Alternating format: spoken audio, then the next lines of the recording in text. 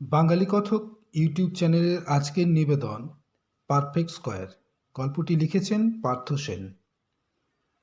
পার্থ সেন মহাশয়ের জন্ম কলকাতায়, আর পড়াশোনা শেষ করেন ইঞ্জিনিয়ারিংয়ে স্নাতক ডিগ্রি নিয়ে। এরপর তথ্য প্রযুক্তিকে পেশা করে প্রথমে বেঙ্গালুরু, তারপর আমেরিকার নানান শহর ঘুরে বর্তমানে পুনে শহরের স্থায়ী বাসিন্দা। ছাত্রজীবনে লিটল ম্যাগাজিনের মধ্য দিয়ে লেখালেখি শুরু। তাঁর প্রকাশিত বইয়ের মধ্যে অন্যতম হল রহস্যের অন্তরালে এবং কে। বর্তমানে পুনে থেকে প্রকাশিত নির্বাসনা নামে একটি বাংলা ওয়েব ম্যাগাজিনের যুগ্ম সম্পাদনার কাজ করে আসছেন। আজকের গল্পটি পারফেক্ট স্কয়ার নিয়েছি তার লেখা বই রহস্যের অন্তরালে থেকে। বইটির প্রথম প্রকাশনা 1426 এবং এই বইটি সত্য Mitra and Ghosh publisher private limited দ্বারা সংরক্ষিত। আজকের গল্প পারফেক্ট স্কয়ারের মূল গল্পটিকে অপরিবর্তিত রেখে অংশকে সংক্ষিপ্ত করা হয়েছে শ্রোতাদের বোঝার সুবিধার্থে।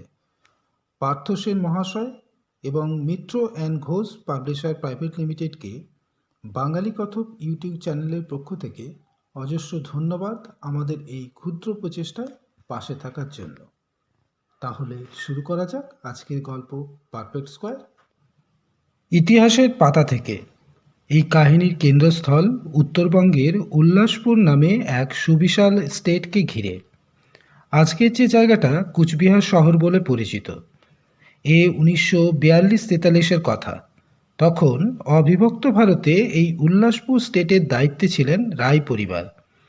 যে সময়ের কথা বলছি তখন স্টেটের জমিদার তিমিত বরণ রায়, সুদক্ষ জমিদার, পণ্ডিত মানুষ, বাংলা, ইংরেজি এবং সংস্কৃত ভাষায় সমান দক্ষ। একদিকে ব্রিটিশ সরকারের সঙ্গে যেমন দহরম রহরম, অন্যদিকে রংপুর রাজারেরও খুব কাছের মানুষ।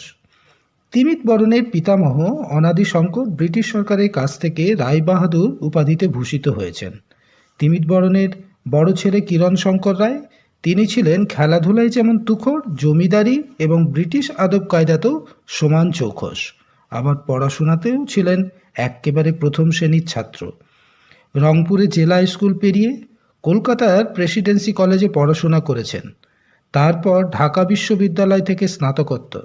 বাবার ইচ্ছে ছিল ডাক্তারি পড়া, কিন্তু কিরণ শঙ্কর গণিত শাস্ত্রকে বড় ভালোবেসে ফেলেছিলেন, তাই আর ডাক্তারি পড়া হলো না তার।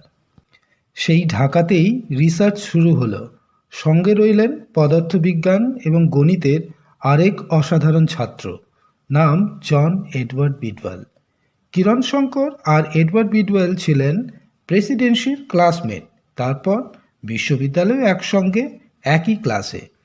এডওয়ার্ডদের আবার 3 পুরুষ ধরে বাস এই ভারতে। তার দাদু ছিলেন ইস্ট ইন্ডিয়া কোম্পানির রেসিডেন্ট, বাবা ছিলেন ঢাকা জেনারেল হাসপাতালের ডাক্তার। পরিচয়ে ব্রিটিশ হলেও এডওয়ার্ড ছিলেন আদপে পুরো ভারতীয়। কিছুদিন গবেষণা এগোলেও হঠাৎ অবস্থা এমন পাল্টে গেল। তখন সারা ভারতের রাজনৈতিক অবস্থা উত্তাল। কথা চলছে ঢাকা বিশ্ববিদ্যালয় ছেড়ে কিরণ শঙ্কর এবং এডওয়ার্ডের শিক্ষাগুরু সত্যেন্দ্রনাথ বসু হয়তো চলে যাবেন কলকাতায়। এরকম সময়ে মাত্র 2 দিনের জ্বরে তিমির বরণ রায় পৃথিবী ছেড়ে চলে গেলেন। সুতরাং কিরণ শঙ্করকে এসে স্টেটের এবং সংসারের হাল ধরতে হলো। অন্যদিকে এডওয়ার্ড পরিবার তখন ভাবতে শুরু করেছেন সব কিছু নিয়ে ফিরে যাবেন ইংল্যান্ডে। রিসার্চ আর শেষ হলো না। কিরণ শঙ্কর স্টেটের হাল ধরলেন আর এডওয়ার্ড চলে গেলেন জার্মানি। ফিজিক্স আর গণিতের পণ্ডিত্য ছিলেনই, তাই 1 বছরের চেষ্টায় ইঞ্জিনিয়ারিং ট্রেনিং শেষ করে চাকরি পেলেন জাহাজে। 1944-এর শেষ দিক। ভূমধ্যসাগর উপকূলের গ্রিসের সবচেয়ে বড় বন্দর পেরেইয়াস থেকে এক যাত্রীবাহী জাহাজ রওনা হলো। গন্তব্য মার্সেই, ফ্রান্সের দক্ষিণে আর এক সুবিখ্যাত বন্দর। জাহাজের ক্যাপ্টেনের দায়িত্বে জন এডওয়ার্ড বিডওয়েল। 4 দিন পেরিয়ে গিয়েছে। জাহাজ তখন অ্যাড্রিয়াট সাগর পেরিয়ে আয়োনিয়ন সাগরে পড়েছে। ঠিক এরকম সময় চারপাশ কালো করে এলো প্রচণ্ড ঝড়। উত্তাল সমুদ্র, প্রবল হাওয়া আর প্রচণ্ড বৃষ্টিতে যাত্রীবাহী জাহাজ তাল খেয়ে নিজস্ব গতিপথ হারালো। ঘণ্টাখানেক প্রবল চেষ্টার পর যখন আর জাহাজকে বাগে আনা যাচ্ছে না, বোঝা গেল জাহাজের কোণে একটা ছোট ফাটল ধরেছে, আর সেই ফাটল দিয়ে জাহাজে জল ঢুকতে শুরু করেছে। বাকিদের কথা জানা নেই, তবে এডওয়ার্ড হুইটওয়েল কিন্তু মাঝ সমুদ্রে ডুবন্ত জাহাজকে ছেড়ে পালালেন না।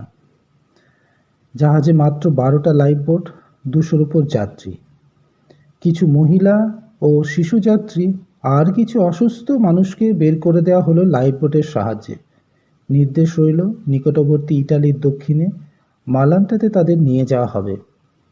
এডওয়ার্ড কাজ শুরু করে দিলেন ফাটল মেরামত করতে, কারণ সেটা ছাড়া বাকিদের সলিল সমাধি তো আটকানো যাবে না। সারা রাত ধরে চেষ্টা করলেন একা এডওয়ার্ড হুইটওয়েল।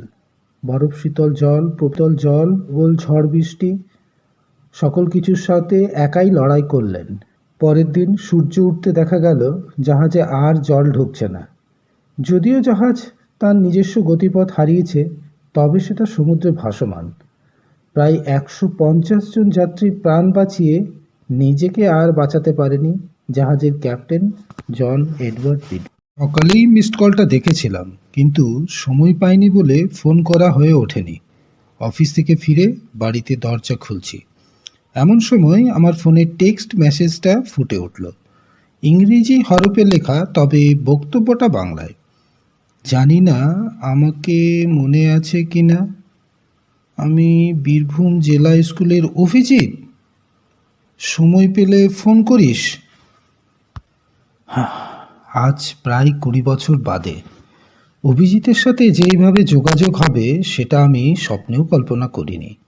অভিজিৎ আর আমি তথাগত বীরভূম জেলা স্কুলে সেই ক্লাস 7 থেকে একসঙ্গে পড়ছি ক্লাস 12 পর্যন্ত। পড়াশোনা একসঙ্গে করলেও আসলে আমরা ছিলাম ফুটবল খেলার বন্ধু। অভিজিৎ ছিল গোলকিপার আর আমি ছিলাম স্টপার ব্যাক। প্রায় 7 বছর ধরে খেলার পর আমাদের দুজনের বোঝাপড়াও ছিল খুব ভালো, আর ভাবও ছিল খুব। কিন্তু অভিজিৎ খেলা ছাড়া অন্য ব্যাপারে অভিজিৎ ছিল একেবারে উদাসীন। স্কুলের হোমওয়ার্ক কখনো শেষ করতো না। ক্লাস চলাকালীন প্রায়ই ভাবুক দৃষ্টিতে বাইরের দিকে তাকিয়ে বসে থাকতো। একবার তো ক্লাস 9-এ ফাইনাল পরীক্ষায়, জীবনবিজ্ঞান পরীক্ষার দিন, ইতিহাস পড়ে চলে এসেছিল। তাই অভিজিতের রেজাল্ট ভালো হয়নি। স্কুলের পর আমার আর ওর পথ আলাদা হয়। তবে হ্যাঁ, অভিজিৎ ছিল সত্যিকারের বড় লোক। যদিও ডিটেলসটা জানতাম না, তবে আমরা সবাই যেটা জানতাম, দিনাজপুর না কুচবিহার কোথায় যেন অভিজিৎদের বিরাট জমিদারি আছে। তা সেই অভিজিৎ এতদিন বাদে। ফোন ঘোরাতে বেশি সময় লাগেনি। 22 বছরের জমে থাকা কথা শেষ করে কাজের কথায় আসতে বেশ কয়েক মিনিট লাগলো। কথায় কথায় জানলাম অভিজিৎ এখন ঘোর সংসারী। দক্ষিণ কলকাতায় এক কলেজে অ্যাকাউন্টেন্সির কাজ করে। পাকাপাকিভাবে কলকাতাবাসী, বাসদ্রোণীতে বাড়িও করেছে। আর এক মেয়ে, সেও 9-এ পড়ে। জানতে ইচ্ছে করলো বিশেষ করে, তাই জিজ্ঞেস করলাম। কিন্তু উত্তরটা পেয়ে অবশ্য ভালো লাগেনি। স্কুলের পর আর সে কখনো ফুটবলকে পা দেয়নি, এমনকি খেলাও নাকি সে আর দেখে না। যা বলল, যা সংসারের চাপ, খেলা টেলা সব মাথায় উঠেছে। কাজের কথা বলতে যেটা বুঝলাম, সে আমার সঙ্গে দেখা করতে চায়, আর ব্যাপারটা সে ফোনে বলতে চায় না। ঠিক হলো কাল সকালে দেখা হবে। আমি ঠিক সময় পৌঁছেছিলাম, অভিজিৎ মিনিট 10 লেট। 22 বছর পেরিয়ে গেলেও অভিজিৎকে চিনতে আমার কোনো অসুবিধা হয়নি। শুধু তার মাথার মাঝখানটা খালি হয়ে গিয়েছে, আর চোখে একটা মোটা পাওয়ারের চশমা বসেছে। একটা রেস্টুরেন্টে বসেই কথা হচ্ছিল। কাজের কথা আসতে অবশ্য বেশি সময় লাগেনি। স্কুলে যেটা শুনেছিলাম অভিজিৎদের নাকি বিরাট জমিদারি আছে, সেটা সত্যি। কুচবিহারের দক্ষিণে উল্লাসপুর বলে এক জায়গায় তাদের 7 পুরুষের জমিদারি। দেশভাগের পর যদিও অনেকটা জমি পূর্ব পাকিস্তান মানে বাংলাদেশে চলে যায়, তবুও যা আছে তা দিয়ে গুটি কয়েক কলেজ, হাসপাতাল হয়ে যায়। এখনও সেখান থেকে তাদের নিয়মিত আয়ের ব্যবস্থা আছে, এবং সেই আয়ের পরিমাণ কিছু কম নয়। যদিও বর্তমান এবং আগের জেনারেশনের বেশিরভাগ উত্তরাধিকারীরা বিভিন্ন চাকরির সঙ্গে যুক্ত এবং তাদের মধ্যে বেশ কিছু সমাজে উচ্চ প্রতিষ্ঠিত, তবুও জমিদারি ব্যাপারটা বেশ রমরম করে চলছে। অভিজিতের বাবা সৈরিন রায় বর্তমান সেই স্টেটের চেয়ারম্যান। প্রায় ৩০০ বছরের পুরনো সেই জমিদার পরিবার, যার ইতিহাসও খুব সমৃদ্ধ। ঊনবিংশ শতাব্দীর শেষের দিকে অবিভক্ত ভারতের উত্তর পূর্বে যে গুটি কয়েক ধনী বাঙালি পরিবার ছিলেন, তাদের মধ্যে এরা ছিল অন্যতম। একসময়ে ব্রিটিশ সরকারের সঙ্গে নাকি এদের একসঙ্গে ওঠা বসা ছিল। শোনা যায় ইস্ট ইন্ডিয়া কোম্পানির অনেক গুরুত্বপূর্ণ মিটিং নাকি এদের স্টেটেই হয়েছে। রংপুরের ব্রিটিশ ঘাঁটি হবার আগে পর্যন্ত এদের স্টেটই ছিল ইস্ট ইন্ডিয়া কোম্পানির অফিস। কিন্তু শতাব্দীর মাঝামাঝি অবস্থাটা পাল্টায়। স্বাধীনতা আন্দোলনের জোর হাওয়া তখন। বেশ কিছু মানুষ নানান জাতীয়তাবাদী কর্মকাণ্ডে লিপ্ত হন। যদিও ইতিহাসে তার উল্লেখ নেই, তবে অভিজিৎ শুনেছে সুভাষ বোসের সঙ্গে এদের নাকি যোগাযোগ ছিল। এমনকি নেতাজির আজাদ হিন্দ ফৌজের ডাকে এদের পরিবার থেকে বেশ কিছু অর্থনৈতিক সাহায্যও করা হয়। গত মার্চ মাসে ডক্টর দেবকুমার মিত্র নামে এক ইতিহাসের প্রফেসর, যিনি আগে বহরমপুর কলেজে পড়াতেন, প্রায় বছর 10 হলো রিটায়ার করেছেন, আর তাদের এই উল্লাসপুরে আসেন। অভিজিতের বাবা ছিলেন এনার সহপাঠী। ডক্টর মিত্র তাদের জমিদারি নিয়ে বিস্তৃতভাবে পড়াশোনা করেছিলেন এবং সে নিয়ে রিসার্চ করতেই তার আশা। একটা উদ্দেশ্য ছিল, সেটা অভিজিৎ সঠিক করে বলতে পারল না। ইন্ডিয়া টুডেতে নাকি তিনি কোনো আর্টিকেল পড়েছিলেন বাংলাদেশের পুরনো জমিদারি বাড়ি নিয়ে, তাই বছরখানেক ধরে বিভিন্ন পুরনো জমিদারি ঘুরে দেখছিলেন। যাই হোক, রায় জমিদার বাড়ির লাইব্রেরিতে বসে পড়াশোনা আর এস্টেটের এখানে সেখানে ঘুরে বেশ কিছুদিন সময় কাটিয়েছিলেন ডক্টর মিত্র। অভিজিতের বাবাও তাকে বিশেষভাবে যত্ন করে অতিথি সেবা করেছিলেন। এই ডক্টর মিত্র দিন 13-14 পরে হঠাৎ একদিন সকালবেলায় বেরিয়ে আর ফিরলেন না। সারা উল্লাসপুর খোঁজা হলো, থানা পুলিশ হলো, ডক্টর মিত্রের বাড়িতেও খবর গেল, কিন্তু কোনো হদিশ পাওয়া গেল না। কাছাকাছি স্টেশন বলতে সেই কুচবিহার, সেখানেও খবর নেওয়া হলো, কিন্তু কিছুতেই কিছু পাওয়া গেল না। কীরকম যেন কর্পূরের মতো উবে গেলেন সেই ভদ্রলোক। এই ঘটনায় অভিজিতের বাবার মন ভেঙে যায়। একে বয়স 70-এর উপর, তার উপর নিয়মিত থানা পুলিশ নিয়ে তাকেও যথেষ্ট নাজেহাল হতে হয়। নেহাত জমিদারি এখনও আছে, ওপর মহলে চেনাশোনাও আছে, তাই পুলিশ এখনও ছুঁতে পারেনি। কিন্তু অনেক জায়গায় কারণে অকারণে অসম্মানিত হতে হচ্ছে। তাই ওর ইচ্ছে যদি কেউ এসে ব্যাপারটা একটু তদন্ত করে দেখে। আসলে ব্যাপারটা হলো কি, উল্লাসপুরের মতো ছোট একটা জায়গা থেকে একজন 72 বছরের মানুষের উধাও হয়ে যাওয়া সত্যিই বিশ্বাসযোগ্য নয়। তাহলে তিনি গেলেন কোথায়? অবশ্যই ব্যাপারটার মধ্যে তাদের সম্মান এবং প্রতিপত্তি জড়িত আছে।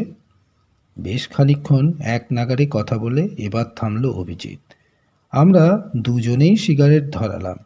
আমি প্রথম বললাম, কিন্তু আমি তো ক্রাইম রিপোর্টার নয় রে, তাহলে কি করে তদন্ত করব বলতো? আরে, রিপোর্টাররা ওসব জানে, তোরা তো পড়াশোনা করিস ওসব নিয়ে, আর তাছাড়া তোর তো চেনাশোনাও থাকতে পারে। দেখ, বাবা আজে বাজে ইনভেস্টিগেটর রাখবেন না, নিজেই প্রচুর পড়াশোনা করেন, জেনুইন লোক না হলে বাবা রাজি হবেন না। তুই একটু দেখ না প্লিজ। ব্যাপারটা নিয়ে বাবা সত্যি কীরকম যেন মুচড়ে পড়েছেন। বহু খুঁজে তোকে বার করেছি, প্লিজ একটু দেখ। লালবাজারে আমার অনেক চেনাশোনা আছে, তুই যদি বলিস আমি কিন্তু কথা বলতে পারি। না রে, বাবা স্পেশালি বারণ করেছেন পুলিশের সাহায্য নিতে, তুই অন্য কিছু ভাব। চেনাশোনা যে আমার নেই তা নয়, অভিজিৎ আমার স্কুলের বেস্ট ফ্রেন্ড ছিল। তার বাড়ির সম্মান পুনরুদ্ধারের জন্য প্রাইভেট ইনভেস্টিগেটর খুঁজে বার করতে আমার 10 মিনিটের বেশি সময় লাগতো না, কিন্তু আমার মন বলছে এ যা হোক তা হোক গোয়েন্দা দ্বারা হবার নয়। যদিও আমি উল্লাসপুর চিনি না, তবে একটা স্টেট থেকে একজন আপাত নিরীহ 70-72 বছরের রিটায়ার্ড প্রফেসরের ভ্যানিশ হয়ে যাওয়াটা সত্যিই রহস্যজনক। সুতরাং এই কাজ টম, ডিক, হ্যারিকে দিয়ে হবে না। একজনের কথাই মাথায় এসেছিল। তিনি কোনো গোয়েন্দা নন, তিনি পেশায় একজন প্রফেসর। কলেজে আমার থেকে 1 বছরের সিনিয়র। ডিসক্রিট ম্যাথামেটিক্স নিয়ে আমেরিকার মেরিল্যান্ডের ইউনিভার্সিটি থেকে ডক্টরেট, তবে ইতিহাস এবং সাহিত্যের একনিষ্ঠ পাঠক। আর হ্যাঁ, অসম্ভব রকম রবীন্দ্রনাথ ঠাকুরের ভক্ত। তিনি সব্যসাচী দাশগুপ্ত।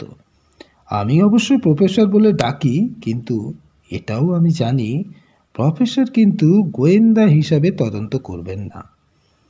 তবে যদি সেরকম কোনো কাজ না থাকে, আমার সঙ্গে হয়তো যেতেও পারেন কয়েকদিনের জন্য কুচবিহারের সেই জমিদারি বাড়ি। কারণ ইতিহাস নিয়ে তো তার বিস্তর পড়াশোনা, তার উপর এরকম 300 বছরের পুরনো জমিদারি বাড়িতে বেড়াতে যাওয়ার চান্সটা হয়তো নাও ছাড়তে পারেন। তাহলে সমকালীন দৈনিকের খেলার পাতার সাংবাদিক মানে আমি তথাগত গুপ্ত ডক্টর ওয়াটসনের প্লে রোল করব, আর নেপথ্যে কলকাঠি নেড়ে আসল সত্যটা খুঁজে বার করার চেষ্টা করবে প্রফেসর সব্যসাচী গুপ্ত। নিজেকে ওয়াটসন বা ব্যোমকেশের অজিত ভাবতে সত্যিই হাসি পাচ্ছিল, কিন্তু অভিজিৎ সেই বাচ্চা বয়সের মতো নাছোড়বান্দা হয়ে পড়ে রইল। অভিজিৎ আবার বলল, তুই যদি যাস তাহলে আমিও আসবো তোর সঙ্গে। আমারও এই কদিন কলেজের ছুটি, 2 সপ্তাহের জন্য যাওয়ার প্ল্যান এমনিতেই ছিল। মেয়েরও গরমের ছুটি, ওরা মামা বাড়ি যাবে। আমারও সেরকম কোনো কাজ নেই কলকাতায়। মিনিট 5 ভাবলাম, যদিও আমার মনের মধ্যে কি চলছে সেটা অভিজিৎকে বলিনি। প্রশ্ন করলাম, তা এই উল্লাসপুর যেতে হয় কি করে? কেন, তিস্তা, তোরসা, কাঞ্চনকন্যা, উত্তরবঙ্গের যে কোনো ট্রেন ধরে কুচবিহার, তারপর গাড়িতে ঘন্টাখানেকের রাস্তা। আচ্ছা, এটা কি কুচবিহারের সাউথ? সম্মতিসূচক মাথা নাড়ল অভিজিৎ।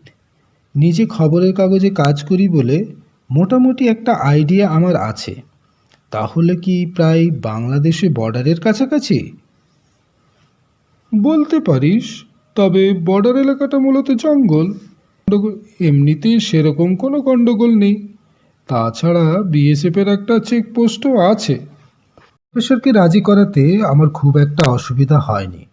আসলে প্রফেসরের মনের কোনো এক কোণায় গোয়েন্দা হওয়ার একটা সুপ্ত বাসনা সবসময়ই লুকিয়ে থাকে। সুযোগ সুবিধা মতো সেটা বেরিয়ে পড়ে। অবশ্য আমি জানতাম এই ব্যাপারটা খুব স্পেশাল তার জন্য। নিজে বিজ্ঞানের ছাত্র হলেও ইতিহাস সব সময় তার পছন্দের বিষয়, আর পুরো ব্যাপারটার মধ্যে আমরা ইতিহাসের একটা গন্ধ পাচ্ছিলাম। সুতরাং প্রফেসর যে এই কেসে আকৃষ্ট হবে সেটা আমি বুঝতে পারছিলাম। আমি একটা স্পেশাল অ্যাসাইনমেন্ট নিয়ে অফিস থেকে 1 সপ্তাহের ছুটি অ্যারেঞ্জ করে ফেলেছিলাম।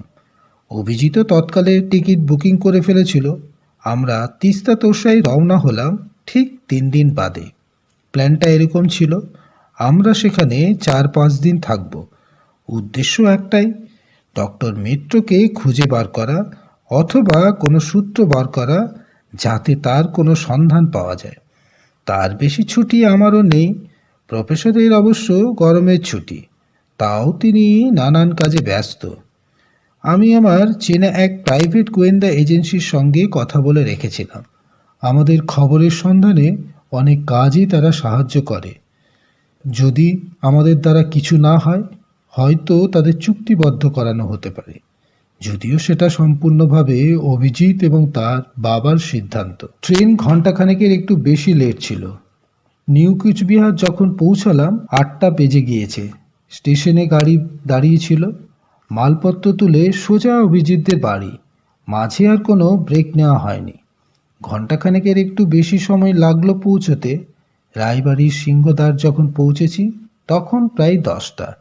অভিজিতের বাবা শৈরিন রায়ের সঙ্গে দেখা করাটা প্রথমেই দরকার ছিল, যদিও আমার পরামর্শ মতো অভিজিৎ আগেভাগে কথা বলে রেখেছিল। আমরা গাড়ি থেকে নেমে একটু হাত মুখ ধুয়ে কথা সেরে নিলাম। অভিজিতের বাবাকে আমি ছোটবেলায় দেখেছি, কিন্তু আমার ঠিক মনে ছিল না। 70-এর উপর বয়স, চালচলন, কথাবার্তা বলা স্টাইল, জামাকাপড় সব মিলিয়ে দারুণ ব্যক্তিত্ব।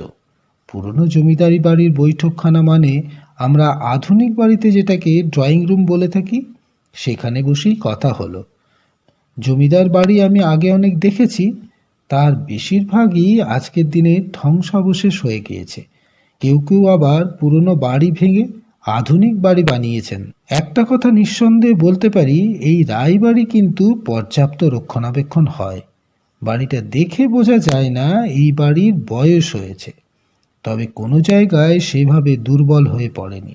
প্রাথমিক পরিচয় পর্বের পর প্রফেসরই কথা বললেন, আর এত টু দি পয়েন্ট আমিও হয়তো বলতে পারতাম না। আপনাকে প্রথমেই আমাদের প্ল্যানটা জানিয়ে রাখা দরকার। আমি বা পাপাই, মানে তথাগত, কেউই কিন্তু গোয়েন্দা নয়। আসলে ও খবরের কাগজে কাজ করে, আর তার সূত্রেই কিছু চেনা পরিচয় আছে। এই ব্যাপারটা নিয়েও আমার সঙ্গে ডিসকাস করেছিল 3 দিন আগে। ডক্টর মিত্রকে আমি চিনতাম। সময়ে উনি কলকাতায় ইংলিশ পড়াতেন। স্কুলের শেষ 4 বছর আমি ওর ছাত্রও ছিলাম। তাই যখন ডক্টর মিত্রের এই হঠাৎ নিরুদ্দেশ হয়ে যাবার ব্যাপারটা শুনলাম, ভাবলাম একবার চেষ্টা করে দেখাই যাক না। আর ইতিহাস নিয়ে কিছু পড়াশোনা করেছি, তাই আপনার বাড়িতে আসার লোভটাও সামলাতে পারলাম না, চলেই এলাম। তা 2-3 দিনের মধ্যে সেরকম যদি প্রোগ্রেস না হয়, তাহলে মনে হয় আমার দ্বারা কাজটা হবে না। প্রফেসরকে মাঝপথেই থামিয়ে দিলেন শৈরিন রায়। আমার কি মনে হয় জানেন? উৎসুক মুখে চেয়ে আছি, আবার সেই গলা শুনলাম, কাজটা যদি হয় তবে 2-3 দিনের মধ্যেই হবে, নয়তো হবে না। প্রফেসর এবারে চোখ থেকে চশমাটা হাতে নামিয়ে নিলেন, আর সেটা হাতে ধরেই বললেন, কেন? আপনার এরকম মনে হলো কেন? উল্লাসপুর ছেড়ে সে বেরিয়ে গেলে অন্য কথা ছিল, কিন্তু আমার মনে হয় সে এখনো এখানে আটকে আছে। আর এই উল্লাসপুর থেকে তাকে খুঁজে বার করতে 2-3 দিনের বেশি সময় লাগা কি উচিত? আপনার কি মনে হয় পুলিশ খোঁজেনি? একজন 70-72 বছরের প্রফেসর মানুষের জন্য উল্লাসপুর নিশ্চয় লুকিয়ে থাকার মতো কোনো জায়গা নয়, তাই নয় কি? পুলিশ যদি সব ঠিকঠাক করতো, তাহলে তো আমি আপনাদের ডাকতাম না। তারা তাদের ডেফিনেশন ধরে খুঁজেছেন, পায়নি, পাবেনও না। কারণ তারা ধরেই নিয়েছেন ডক্টর মিত্র নাকি উল্লাসপুর ছেড়ে অন্য কোথাও চলে গিয়েছেন। তাই আমি চাই সত্যটা খুঁজে বার করতে। সত্যিই কি সে এখান থেকে চলে গিয়েছে, নাকি এখনো এইখানেই আছে?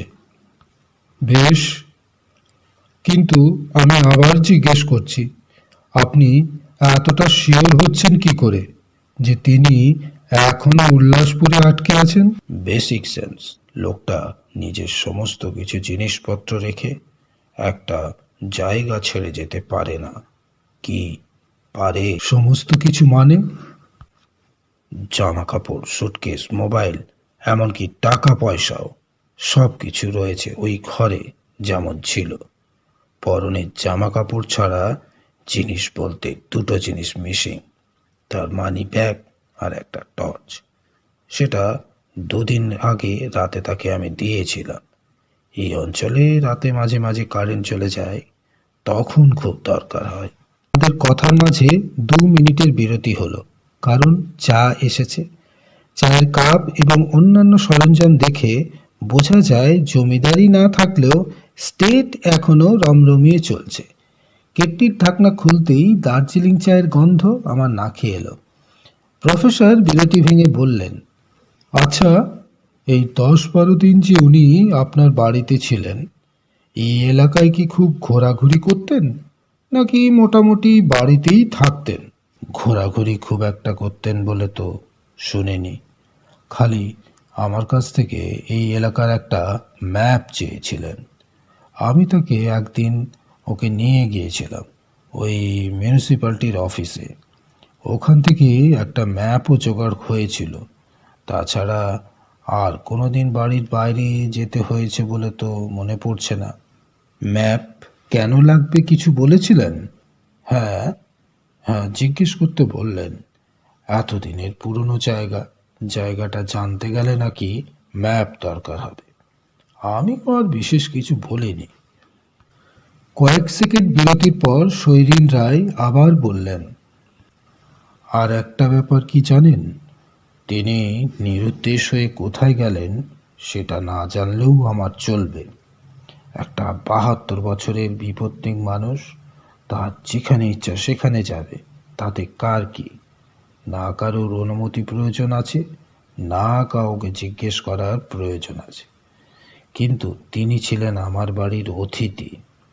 আমি খালি একটা জিনিসই জানতে চাই, তিনি কোনো বিপদে পড়লেন না তো? সত্যিই একটা কথা বলুন তো, আপনি কি কাউকে সন্দেহ করেন, যে বা যারা তার কোনো অনিষ্ট করতে পারে? সন্দেহর তো কোনো প্রশ্নই আসছে না। এই উল্লাসপুরে তাকে তো কেউ চিনতই না। সুতরাং অনিষ্ট বা ক্ষতি করার মতো কোনো মোটিভ আছে বলে তো আমার মনে হয় না।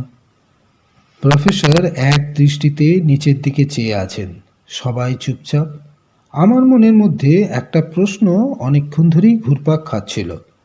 সেটা করেই ফেললাম। আচ্ছা মিশমশাই, অভিজিতের মুখে শুনেছিলাম এই স্টেট পেরিয়ে কালিন্দী আর উজারা, এই দুটো জঙ্গল, সেটা পার করে বাংলাদেশের সীমানা। কোনো বন্যপ্রাণী দ্বারা আক্রান্ত হওয়ার কোনো সম্ভাবনা আছে কি? শৈরিন রায় মৃদু হাসলেন, তারপর বললেন, তুমি যে গোয়েন্দা নাও সেটা না বললেও বোঝা যায়। বন্যপ্রাণী আক্রমণ করলে ধস্তাধস্তির চিহ্ন পাওয়া যেত, তাই না? আর গ্রামের লোকেরাও সে খবর অনেক তাড়াতাড়ি পেয়ে যেত। তবে যাই হোক, এই জঙ্গলে বন্য প্রাণী নেই। এ তো ঠিক তরাই অঞ্চল নয়। সমতলে এই জঙ্গলে বন্য প্রাণী পাওয়া যায় না। এমনকি শেয়াল নেকড়েও নেই। সাপখোপও খুব একটা আছে বলে তো শুনিনি।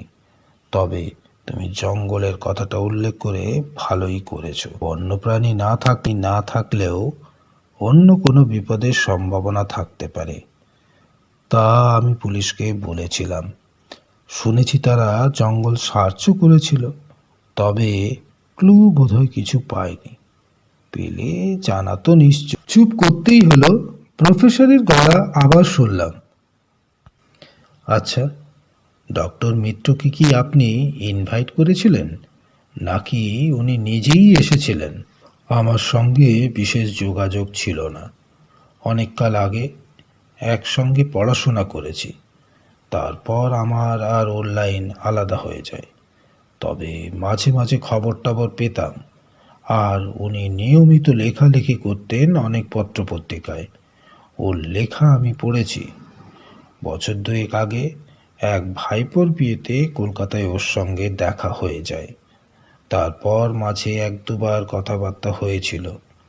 তাই গত নভেম্বরে আমার সঙ্গে আবার যোগাযোগ করে ফোন করেছিলেন। বললেন বাংলার পুরনো জমিদারি বাড়ি নিয়ে রিসার্চ করছেন, এখানে এসে দিন কয়েক থাকতে চান। আসলে গত বছর মাঝামাঝি সময়টা ঠিক মনে নেই, খুব সম্ভবত জুলাই বা আগস্ট হবে।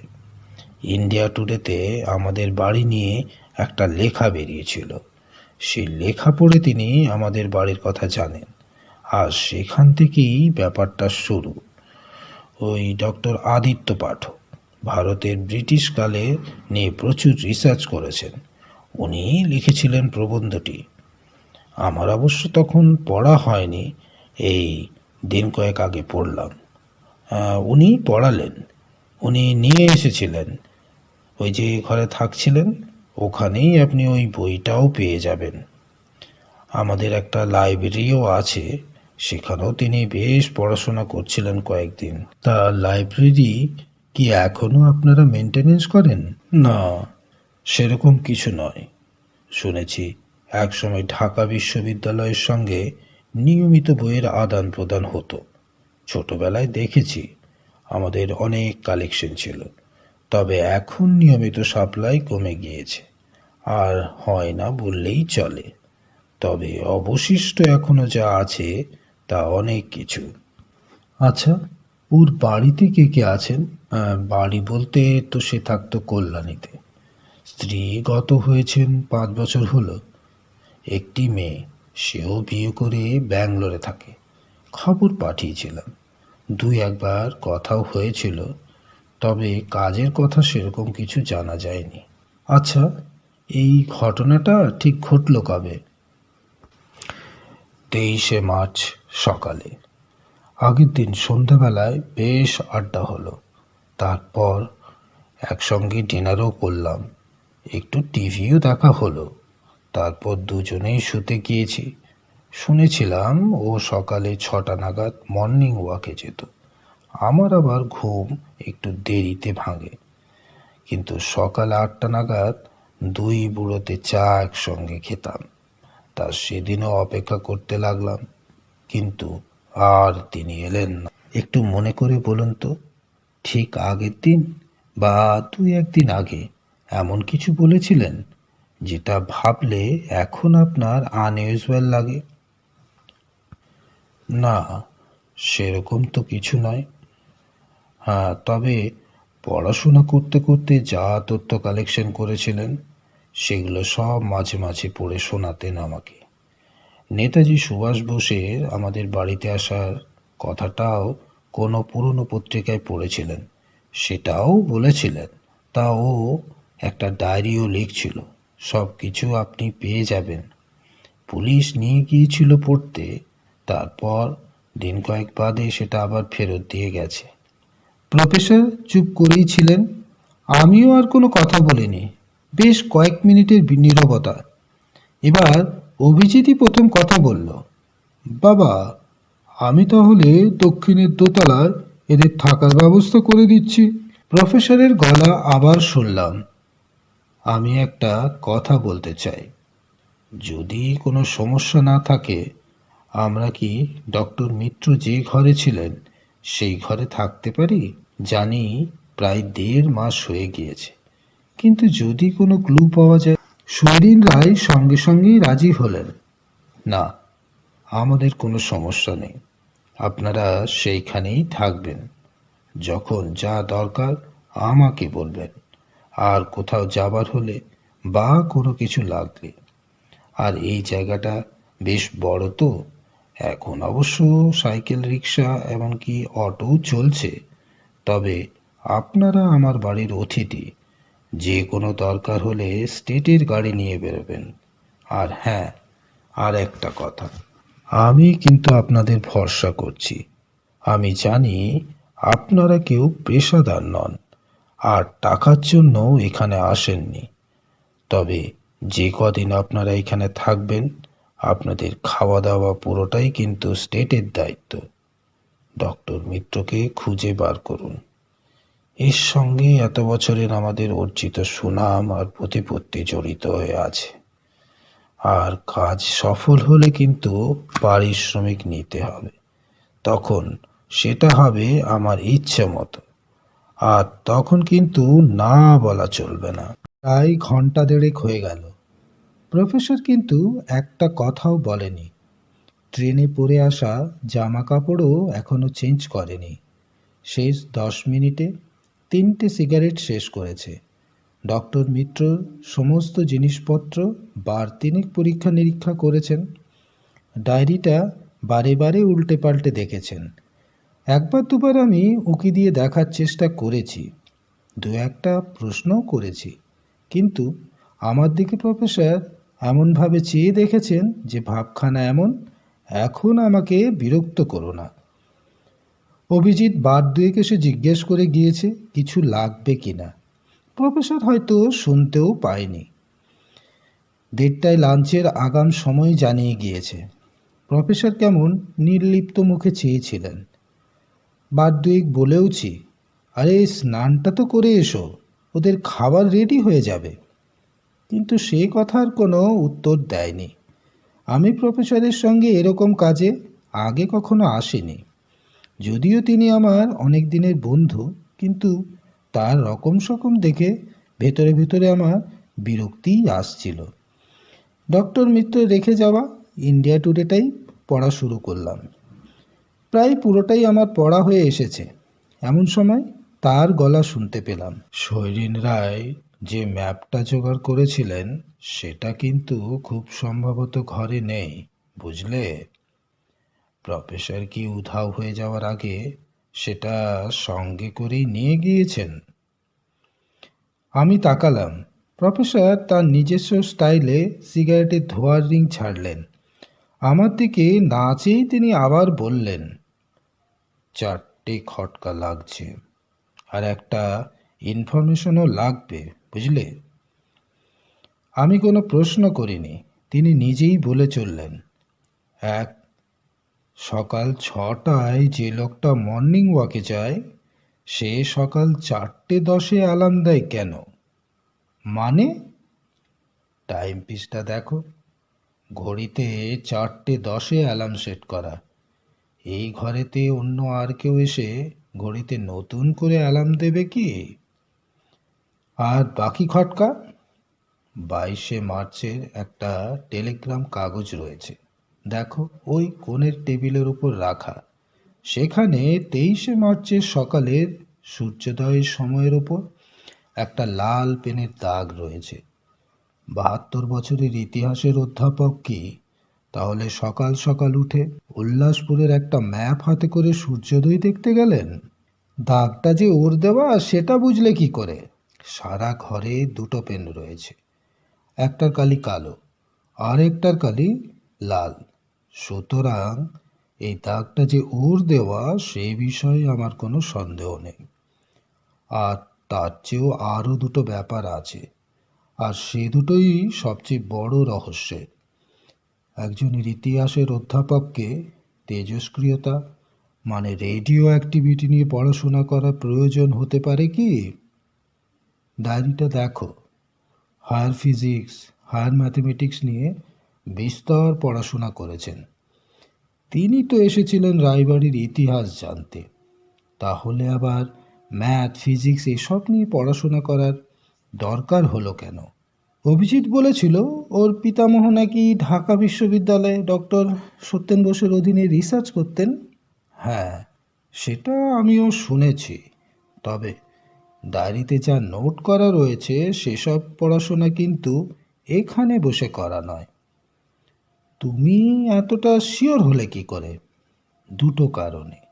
এক, 3টে প্রিন্টেড ডকুমেন্ট রয়েছে, সেগুলো নিশ্চয়ই এখানে নেওয়া নয়।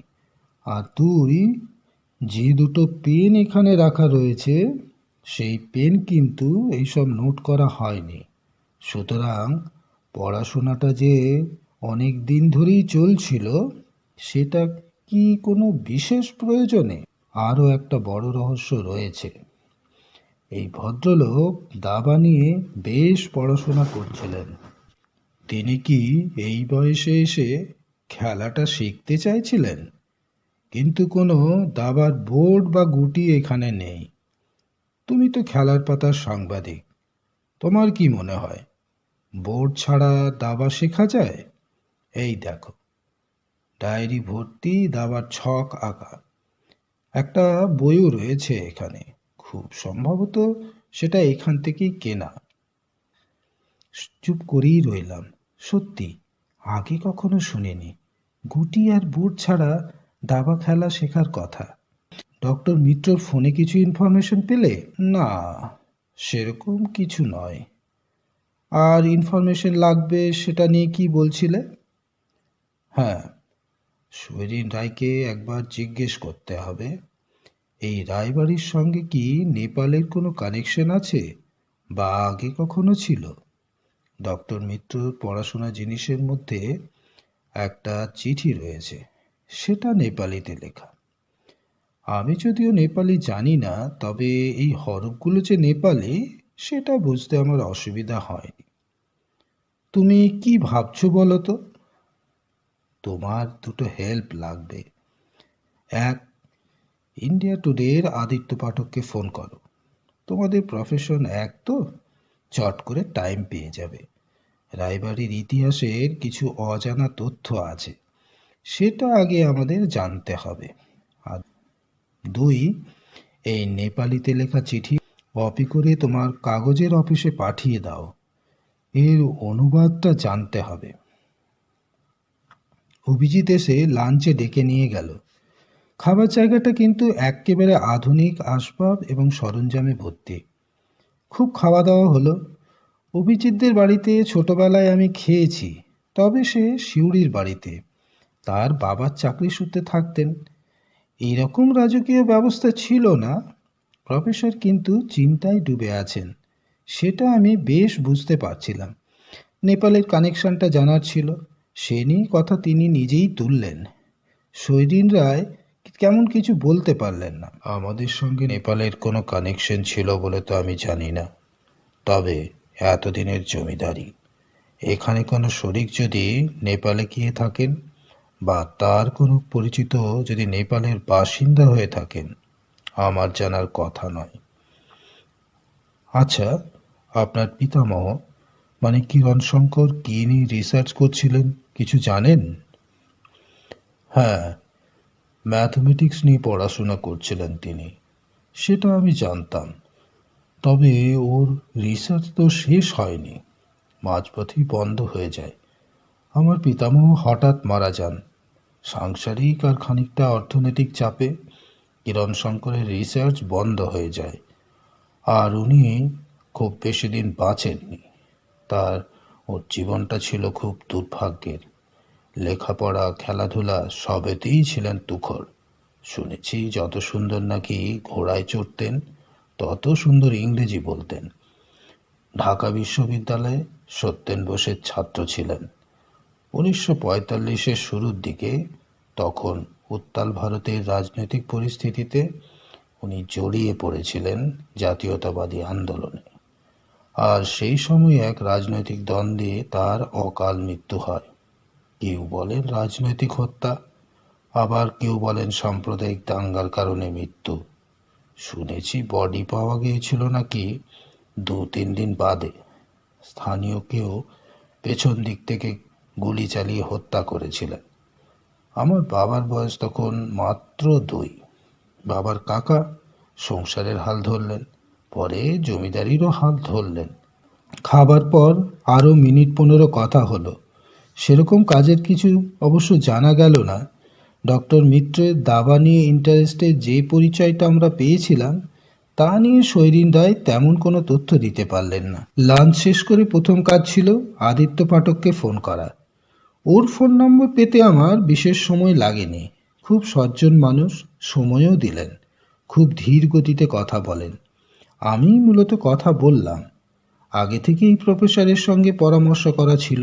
গত বছর ইন্ডিয়া টুডেতে আপনি যে কুচবিহারের রায়বাড়িকে নিয়ে লিখেছিলেন, সেখানেই আমরা আপাতত আছি। আসলে আমাদের এক প্রাক্তন শিক্ষক ডক্টর দেবকুমার মিত্র ইতিহাসের প্রফেসর ছিলেন। 10 বছর হলো রিটায়ার করেছেন।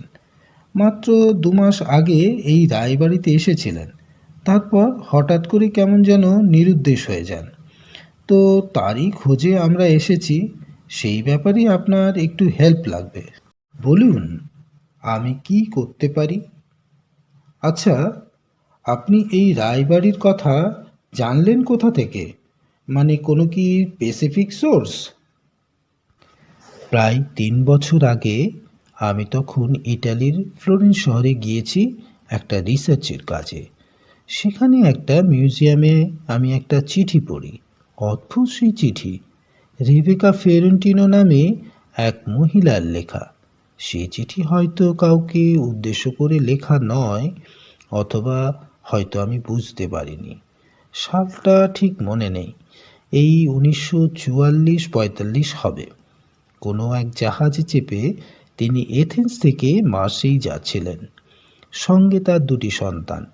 একটি 3 বছরের মেয়ে আর একটি 1 বছরের ছেলে। সেই পথে হঠাৎ জাহাজডুবির সম্ভাবনা হয়। জাহাজের ক্যাপ্টেন লাইফ বোটে করে তাকে নিরাপদ আশ্রয়ে রওনা করে দেন, আর নৌকায় ওঠার সময় তার হাতে দেয় একটা ছোট বাক্স। বলে দেন সেই বাক্সটিকে পৌঁছানোর ঠিকানা। সেই বাক্স পৌঁছানোর কথা ছিল সুদূর ভারতবর্ষের উত্তর পূর্বে উল্লাসপুর বলে এক জায়গায়, রায় জমিদার বাড়িতে। ভদ্রমহিলা সেই ঘটনা আর সেই সব তথ্যকে এক করে একটা চিঠির আকারে লিখে রেখে যান। আর ফ্লোরেন্স মিউজিয়ামে আমি সেই লেখাটাই আমার চোখে পড়ে। সেখান থেকেই প্রথমে আমি এই রায়বাড়ির কথা জানতে পারি। তারপর দেশে ফিরে পড়াশোনা শুরু করি। ইতিহাসের অনেক পুরনো জার্নালে আমি এদের রায়বাড়ির উল্লেখ দেখতে পাই। মাঝপথেই থামাতে হলো। 1 মিনিট, আপনার কাছে সেই চিঠির কোনো কপি আছে? তোলা ফটো বা অনুবাদ করা কিছু? বিদেশের মিউজিয়ামে ফটো তোলা তো যায় না, তবে আমি নিজেই সেটাকে হাতে লিখে এনেছিলাম। আমার কাছে তার একটা কপি রাখা আছে। আপনাকে তার কপি পাঠিয়ে দিচ্ছি। হ্যাঁ, আপনি আরও কিছু বলছিলেন রায়বাড়ি সম্বন্ধে। আমি দুঃখিত, আমি আপনাকে মাঝপথে থামিয়ে দিলাম। আরও কিছু ইনফরমেশন শেয়ার করলে ভালো হতো। ইন্ডিয়া টুডে লেখার সময় আমি বেশ কিছু ডকুমেন্ট কালেকশন করেছিলাম। আমি বরং সেগুলো আপনাকে পাঠিয়ে দিচ্ছি। একটু পড়াশোনা করে দেখুন, হয়তো আপনার কিছু কাজে লেগে যাবে। কোনোভাবে কি আপনার সঙ্গে ডক্টর মিত্রর কোনো যোগাযোগ হয়েছিল রিসেন্ট? না, সেরকম তো কোনো কথা মনে পড়ছে না। অন্য কেউ ওই লেখা পড়ে আপনার সঙ্গে যোগাযোগ করেছিলেন এর মধ্যে রায়বাড়ির ইতিহাস জানার জন্য, বা ওই সম্পর্কিত কোনো তথ্যের সন্ধানে? না, তা তো তেমন তো কিছু মনে পড়ছে না। আচ্ছা, একটা কথা বলতে পারি? হ্যাঁ, নিশ্চয়ই, বলুন। আমার একটা জিনিস জানার ছিল। ডক্টর মিত্র নিরুদ্দেশ হয়ে যাওয়ার পিছনে ইতিহাসের কি কোনো কানেকশন থাকতে পারে? সেটা একটা কানেকশনের কথা মনে আসছে। হয়তো উনি কিছু সন্ধান পেয়ে গিয়েছিলেন, অথবা সেখানে থাকতে থাকতে কিছু সন্ধান পেয়েছিলেন। প্রায় 5 সেকেন্ডের নীরবতা। তারপর ডক্টর পাঠকের গলা শুনলাম। হয়তো কোনো গুপ্তধন, হিডেন ট্রেজার। তারপর তার কেউ ক্ষতি করল। আদিত্য পাঠকের ধারণাটা এক্কেবারে উড়িয়ে দেওয়ার মতো ছিল না। সত্যি বলতে প্রফেসরও সেই একই লাইনে ভাবছিলেন। তার মুখেও একই কথা শুনলাম। গুপ্তধনের ব্যাপারটা উড়িয়ে দেওয়া যায় না, তবে ডক্টর মিত্রর ক্ষতি কে করবে? বরং তিনি ভাবছিলেন রেবেকা ফিওরেন্টিনোর লেখা চিঠিটা নিয়ে। 2বার শুনলাম কথাটা তার মুখে। জলে ডুবে যাচ্ছে এরকম জাহাজের একজন ক্যাপ্টেন একটা ছোট বাক্স করে কী বা পাঠাতে পারে? ডক্টর মিত্রর ডায়েরি নিয়ে প্রফেসর আবার বসলেন। আমি খানিকটা এদিক ওদিক করে সময় কাটাচ্ছি। একটা সিগারেট ধরিয়েছি, ঠিক সেই সময়ে ফোনে পরপর 2টো মেসেজ আসার শব্দ হলো। প্রথমটা ডক্টর মিত্র জিনিসপত্রের মধ্যে পাওয়া নেপালি ভাষায় লেখা চিঠির অনুবাদিত সংরক্ষণ, আর পরেরটা আদিত্য পাঠকের পাঠানো ফ্লোরেন্সের মিউজিয়ামে পাওয়া সেই 80 বছরের পুরনো চিঠি। নেপালিতে লেখা চিঠিটা গত ডিসেম্বরে। যিনি লিখেছেন তার নাম অমিত গৌতম। ঠিকানা পূর্ব নেপালের মধুমুল্লা নামে এক জায়গায়।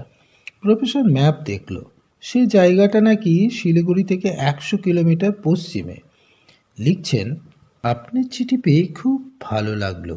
আজ 10 বছর হয়ে গিয়েছে বীরভদ্র মারা গিয়েছেন। যে যুদ্ধে কিরণ শঙ্কর মারা গিয়েছিলেন, সেই যুদ্ধে বীরভদ্র একটা চোখ আর একটা হাত চিরকালের মতো হারিয়ে প্রাণ ভয়ে পালিয়ে এসেছিলেন সীমানার এপারে। সেই থেকেই নেপালে ছিলেন প্রায় 70 বছর। শেষ 20 বছর খুব কষ্টে কেটেছিল তার। কিরণ শঙ্করের মৃত্যু বীরভদ্রকে শোকে পাথর করে দিয়েছিল, আর দুঃখ পেয়েছিলেন বিশ্বাসঘাতকতার তকমাটা লেগে যাওয়ায়। কিরণ শঙ্করের বাড়ির লোকেরা নাকি মনে করতেন বীরভদ্র গুলিটা চালিয়েছিলেন, তাও আবার পেছন থেকে। কিন্তু কেউ জানল না পেছন থেকে গুলিটা আসলে শত্রুপক্ষই চালিয়েছিল। নিজের ডান হাতের উপর গুলিটা নিয়েছিলেন কিরণ শঙ্করকে বাঁচাতে, আর সেই হাতটাও চিরকালের মতো অকেজো হয়ে গিয়েছিল। কিন্তু কেউ জানতে পারল না সত্যটা। সীমানা পেরোতে আর সাহস পায়নি। তবে ন্যায়ের আশায় অনেকবার চিঠি লিখেছিলেন, কিন্তু ভারত সরকার বা বাংলা সরকার সেসব চিঠির কোনো জবাব দেয়নি। আপনি যা জানতে চেয়েছিলেন আমি হয়তো তার কোনোটারই উত্তর দিতে পারবো না। তবে শেষ 5 বছর যখন বীরভদ্র মানসিক ভারসাম্য হারিয়েছিলেন, তখন তাকে দুটো জিনিস বলতে আমরা খুব শুনতাম। জানি না আপনার কোনো কাজে লাগবে কি না। এক, আলিবাবার রূপকথার গল্প সত্যি হয় দেখেছ? আর দুই, নেতাজি আসবেন, ঠিক আসবেন, ফৌজির জন্য জিনিস সব কিছু রাখা আছে। পরের চিঠিটা রেবেকা ফেরেন্টিনোর লেখা। ক্যাপ্টেন সাহেব বলেছিলেন ওর নাম জন এডওয়ার্ড বিডওয়েল। ক্যাপ্টেন, আপনাকে আমার স্যালুট জানাই। আপনার মতো মানুষেরা আজও আছেন, তাই পৃথিবীটা এখনও এত সুন্দর। ক্যাপ্টেন, আপনি ছাড়া আমি 1 বছরের ব্রুনো বা 3.5 বছরের আলেসান্দ্রিয়াকে কি বাঁচাতে পারতাম? সে কি ভয়ঙ্কর সন্ধ্যা!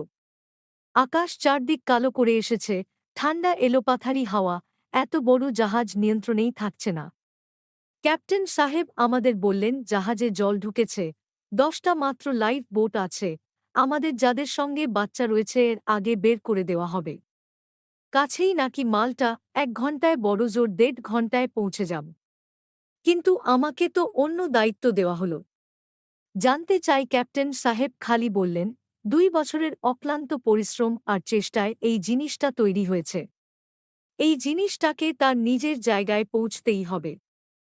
আমার এক হাতের মুঠোয় সেই ছোট্ট বাক্স আর অন্য হাতে বাচ্চা দুটোর হাত চেপে সেই লাইফ বোটে চেপে উত্তাল জলোচ্ছ্বাসের মধ্যে মাল্টার উদ্দেশ্যে রওনা হলাম। ক্যাপ্টেন ঠিকানাটা আমার হাতে লিখে দিয়েছিলেন, রায়বাড়ি, উল্লাসপুর, বেঙ্গল, ইন্ডিয়া। আরও দুটো কথা লিখে পাঠাতে বলেছিলেন। ঢোকার রাস্তায় সূর্যের কিরণ আর বেরোনোর রাস্তায় তোমার বা আমার নাম। পোস্ট অফিস থেকে সবকিছু ভারতের ঠিকানায় পাঠিয়ে দিয়েছিলাম, কিন্তু যদি না পৌঁছায় কি হবে? ঈশ্বর আমাকে ক্ষমা করবেন। এই চিঠিটি লেখা হয়েছিল 23শে ডিসেম্বর 1944। এর প্রথম দিনই এতটা তথ্য পেয়ে যাব সেটা আশা করিনি। প্রফেসরের মুখ দেখে অবশ্য বোঝার উপায় নেই সত্যিই আমরা এগিয়েছি নাকি পিছিয়ে যাচ্ছি। ডিনারের সময়ে তিনি কোনো কথা বলেননি। বুঝতে পারছি তিনি বেশ গভীর চিন্তায় মগ্ন হয়ে আছেন। রাতে খাওয়া সেরে শটান হয়ে বিছানায় শুয়ে পড়লেন, যদিও চোখ দুটো খোলা, সিলিংয়ের দিকে তাকিয়ে। 5-6খানা প্রশ্ন করে যখন কোনো উত্তর পেলাম না, খানিকটা নিরাশ হয়ে ঘরের বাইরে এসে ব্যালকনিতে পায়চারি করব ভাবছি, ঠিক সেই সময়ে তার গলা শুনতে পেলাম। শৈরিন রায় ঠিকই বলেছেন, কাজটা 1-2 দিনের বেশি নয়। বেশি দেরি হয়ে গেলে সব খেটে যাবে। কি মনে হচ্ছে তোমার? ডক্টর মিত্র কি উল্লাসপুরেই আছেন নাকি অন্য কোথাও? অন্য কোথাও নয়, এই উল্লাসপুরেই আছেন। তবে জীবিত কি মৃত সেটা বলতে পারবো না।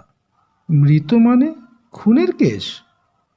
মৃত মানে কি খুন হতে হবে? তোমরা খবরের কাগজের লোক তো, সব সময় খুন খারাপি চাই, তাই না? না না, ওসব কোনো বিষয় নয়।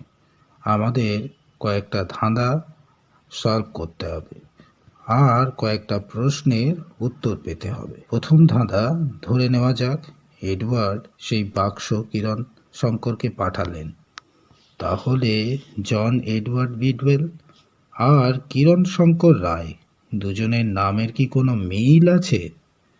মিল থাকলে কি মিল, আর মিল না থাকলে তোমার বা আমার নাম এই কথা লেখা এর পরের ধাঁধা এডওয়ার্ড বিডওয়েল বলেছিলেন ঢোকার রাস্তায় সূর্যের কিরণ, আর 23শে মার্চের খবরের কাগজে সূর্যোদয়ের সময়ের ওপর ডক্টর মিত্র একটা দাগ কেটে রেখেছেন।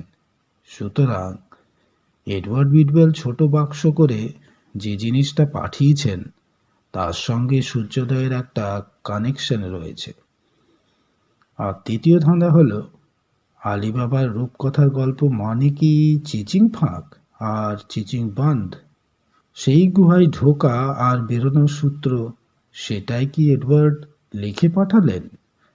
ঢোকার রাস্তায় সূর্যের কিরণ আর বেরোনোর রাস্তায় তোমার বা আমার নামে। এছাড়া আরও কয়েকটা প্রশ্ন রয়ে যাচ্ছে, যেগুলোর উত্তর আমাদের কাছে নেই। একটা ছোট বাক্স করে একজন জাহাজের ক্যাপ্টেন কী বা পাঠাতে পারেন? কোনো সংকেত, নাকি কোনো সূত্র, আবার নাকি অন্য কিছু? সেটাকে আবার তিনি অনেক পরিশ্রম করে বানিয়েছেন। আবার দেখো, বীরভদ্র বলতেন নেতাজি আসবেন, ফৌজের জন্য জিনিস সব কিছু রাখা আছে। নেতাজি কে? সুভাষচন্দ্র বোস?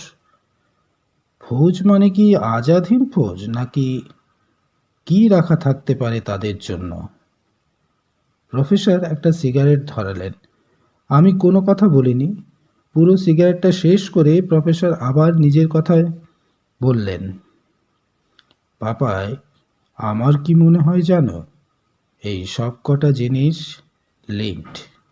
একটা কিছু আছে, সেটা নিয়েই এত ধাঁধা।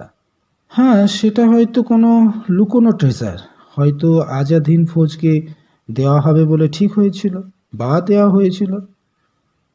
হতে পারে, আর খুব বাস্তব বলেই মনে হয়।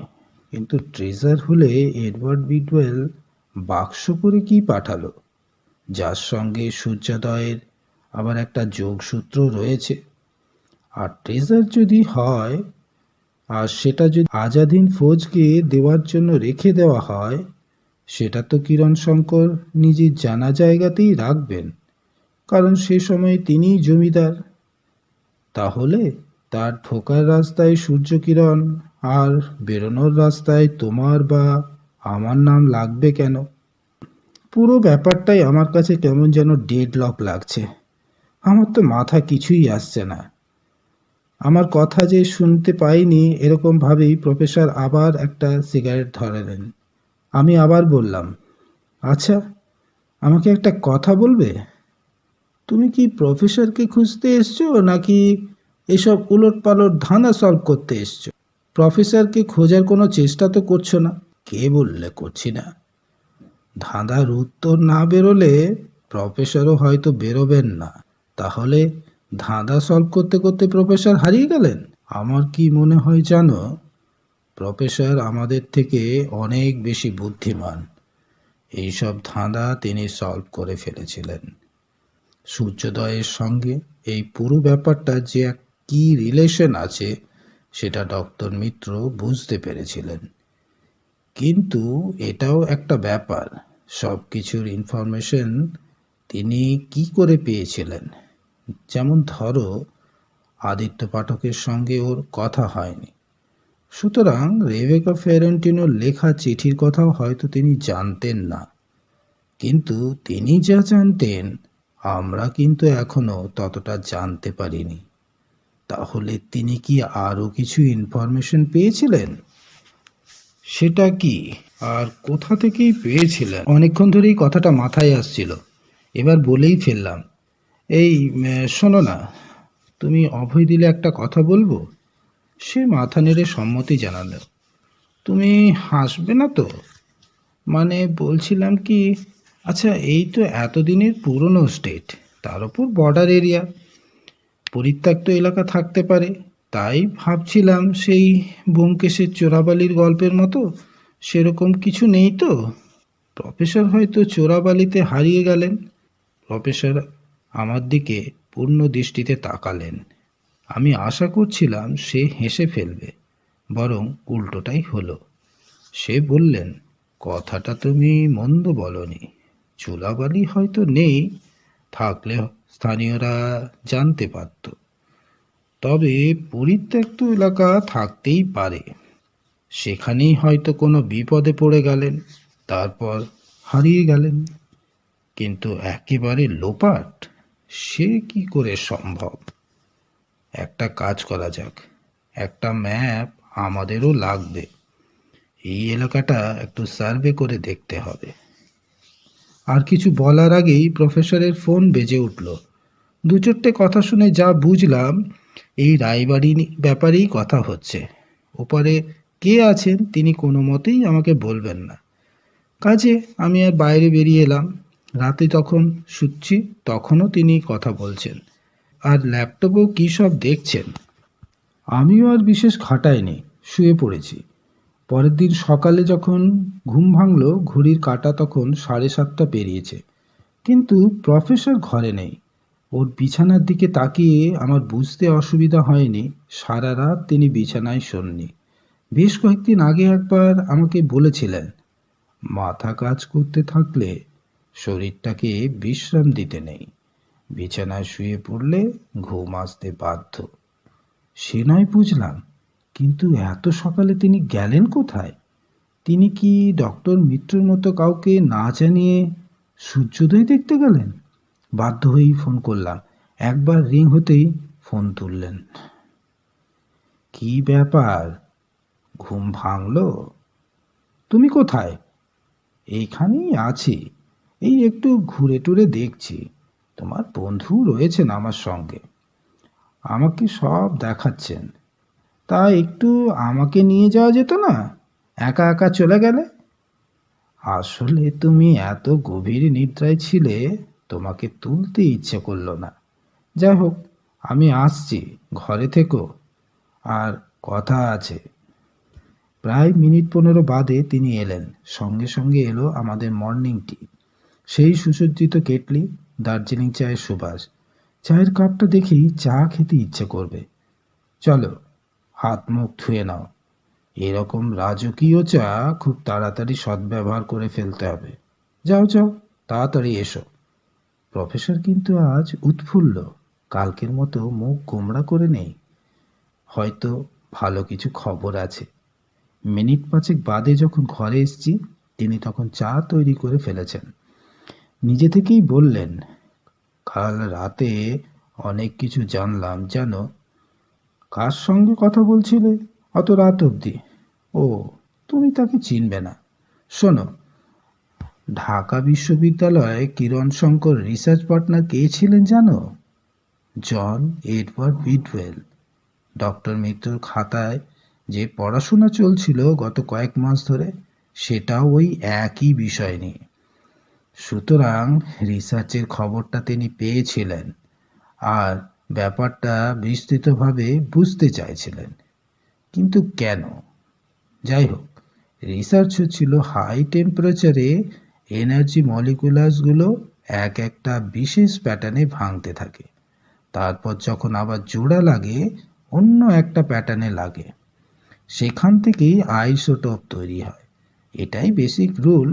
কিন্তু এনার্জি মলিকুলাসরা মেনে চললে, তারা যখন ভাঙে তখন সব সময় একটা স্কোয়ার তৈরি করে। মানে ধরো 4, 9, 16, 25, 36, এইরকম আর কি। এবারে আমাদের প্রথম ধাঁধা কি ছিল? জন এডওয়ার্ড বিডওয়েল আর কিরণ শঙ্কর রায় দুজনের নামের কি কোনো মিল আছে? থাকলে কি মিল? কাল সারা রাত ভেবেছি, কিছুতেই মাথায় আসে না। একদিকে আমার সিগারেটের প্যাকেট অনেকক্ষণ শেষ, তোমারটাও শেষ হব হব করছে। ঠিক এরকম সময়ে এদের বাড়ির ঘড়িতে 4টেই ঘন্টা বাজল। কেন জানি না, সেই শব্দে আমার মাথায় 440 ভোল্ট খেলে গেল। খাতা পেন্সিল নিয়ে বসে পড়লাম, আর একটা অদ্ভুত মিল দেখতে পেলাম। তুমি যদি ইংরেজি হরফগুলোকে 1, 2, 3, 4 করে সাজাও, তাহলে এ হবে 1, বি হবে 2, এইরকম করে জেড হবে 26। কি, তাই তো? এবারে এই নিয়ম মেনে দুজনের নাম লেখো, কিরণ শঙ্কর রায় বা এডওয়ার্ড বিডওয়েল। দুজনের নামে ব্যবহার করা ইংরেজি অ্যালফাবেটগুলোকে তুমি যদি যোগ করো, তাহলে যোগফল হবে 169। আর একটা কথা মনে রেখো, ট্রেনে আসতে আসতে অভিজিৎ বলেছিল, ওরা কিন্তু রায় নয়, ওরা রে। তাই কিরণ শঙ্কর রায় নয়, কিরণ শঙ্কর রে করে নামটা লিখলাম। যোগফলটাও মিলে গেল। যাই হোক, এখানেও পারফেক্ট স্কোয়ার মানে কোনো সংখ্যাকে সেই সংখ্যা দিয়ে গুণ করো, আর যেটা পাবে সেটাই হবে পারফেক্ট স্কোয়ার। ধরো 121, 144, 169, 196, এইরকম আর কি। বোঝা যাচ্ছে এবার? আর সেটাই মিল। ক্রিপ্টোগ্রাফির কি অসাধারণ প্রয়োগ! সুতরাং এডওয়ার্ড বিডওয়েল যা পাঠিয়েছিলেন তাতে এই 169 সংখ্যাটা অথবা অন্য কোনো পারফেক্ট স্কোয়ারের সংখ্যা ব্যবহার হতেই হবে। এবারে প্রশ্ন হলো, তিনি কি পাঠিয়েছিলেন? আমার মাথাতেও একটা বিদ্যুৎ তরঙ্গ খেলল। কোনো লক বা তালা জাতীয় কিছু কি? খুলতে গেলেই ওই 169 সংখ্যাটা ব্যবহার করতে হবে, আর সেটাতেই হয়তো বীরভদ্র চিচিং ফাঁক বা চিচিং বন্ধ বলেছেন। অবশ্যই হতে পারে, কিন্তু কম্বিনেশনের ভিত্তিতে তালা সে তো নতুন কোনো জিনিস নয়, প্রথম বিশ্বযুদ্ধের আগে থেকেই ব্যবহার হচ্ছে। সেটা বানাতে গেলে 2 বছরের অক্লান্ত পরিশ্রম আর চেষ্টা লাগে কি? আবার অত কষ্ট করে সেই সুদূর ভূমধ্যসাগর থেকে সেই ঝড় বাদলায় ভারতবর্ষে পাঠাতে হলো একটা কম্বিনেশন লক। ডাইজেস্ট হচ্ছে না। তার চেয়ে অনেক সহজে কিরণ শঙ্কর এই জিনিস এখানে ঢাকা অথবা কলকাতায় পেয়ে যেতেন। আর ঠিক এই জায়গায় এসেই আমার চিন্তাটা আটকে যাচ্ছে, আর তখন মনে হচ্ছে এটা হয়তো কোনো লক নয়, অকার্থ যুক্তি। এরপর আর কিছু বলা চলে না। প্রসঙ্গ পাল্টালাম। সকালে যে বেরিয়েছিলে, কিছু নতুন খবর পেলে? কয়েকটা জিনিস জানলাম জানো, খুব ইন্টারেস্টিং। ধুবড়ির উত্তরে আর মাছপাড়ার ঠিক আগে প্রায় 100 একর পরিত্যক্ত জমি পড়ে আছে। ওই যেটা সেদিন আস্তে আস্তে দেখছিলাম, যেটাকে একটা জঙ্গল বলে মনে হচ্ছিল। কি ছিল জানো? 1830 সালে সেই জমি নীল চাষের কাজে লাগানো হয়েছিল। রায়রা নাকি সাহেবদের বড় পৃষ্ঠপোষকতা ছিলেন, তা না চাইতেই জমি দিয়ে দিয়েছেন। তারপর যখন নীল চাষ এখান থেকে বন্ধ হয়ে বিহারে শিফট করলো, এই জায়গাটায় ব্রিটিশরা বলল এখানে একটা কবরস্থান হবে। নীল চাষ করে করে জমি এমনিতেই নষ্ট হয়ে গিয়েছিল। আবার রায়রা নাকি অর্থনৈতিক সাহায্যও করেছিলেন। শুনলাম সারা উত্তরবঙ্গ খুঁজলেও এত বড় কবরস্থান নাকি পাওয়া যাবে না। তবে এখন আর কিন্তু ব্যবহার হয় না। দেশভাগের আগে ব্রিটিশরা এখান থেকে বসতি গুটিয়ে নেন। পশ্চিমবঙ্গ আর পূর্ব পাকিস্তান হওয়ার পর জায়গাটা ডিসপিউটেড হয়ে যায়, আর দীর্ঘদিন জনবসতিহীন থাকতে থাকতে তারপর একটা জঙ্গলে পরিণত হয়। আর জানো, এখানে নাকি 60-70টা কবর পড়ে আছে। তুমি কি কবরস্থানে যাওয়ার প্ল্যান করছো? গেলে হয়, তবে ম্যাপ আগে একটা পেতে হবে। এরকম আরও কত যে 100 একর জমি এখানে ওখানে ছড়িয়ে আছে সেটা জানা দরকার। হ্যাঁ, আরেকটা খুব ইন্টারেস্টিং জিনিস জানলাম জানো, উল্লাসপুরে রায়দের নাকি প্রচুর ধন সম্পদ মণিমাণিক্য ছিল। কিরণ শঙ্করের আকস্মিক মৃত্যুর পর সে সম্পত্তির অনেকটাই নাকি লুট হয়।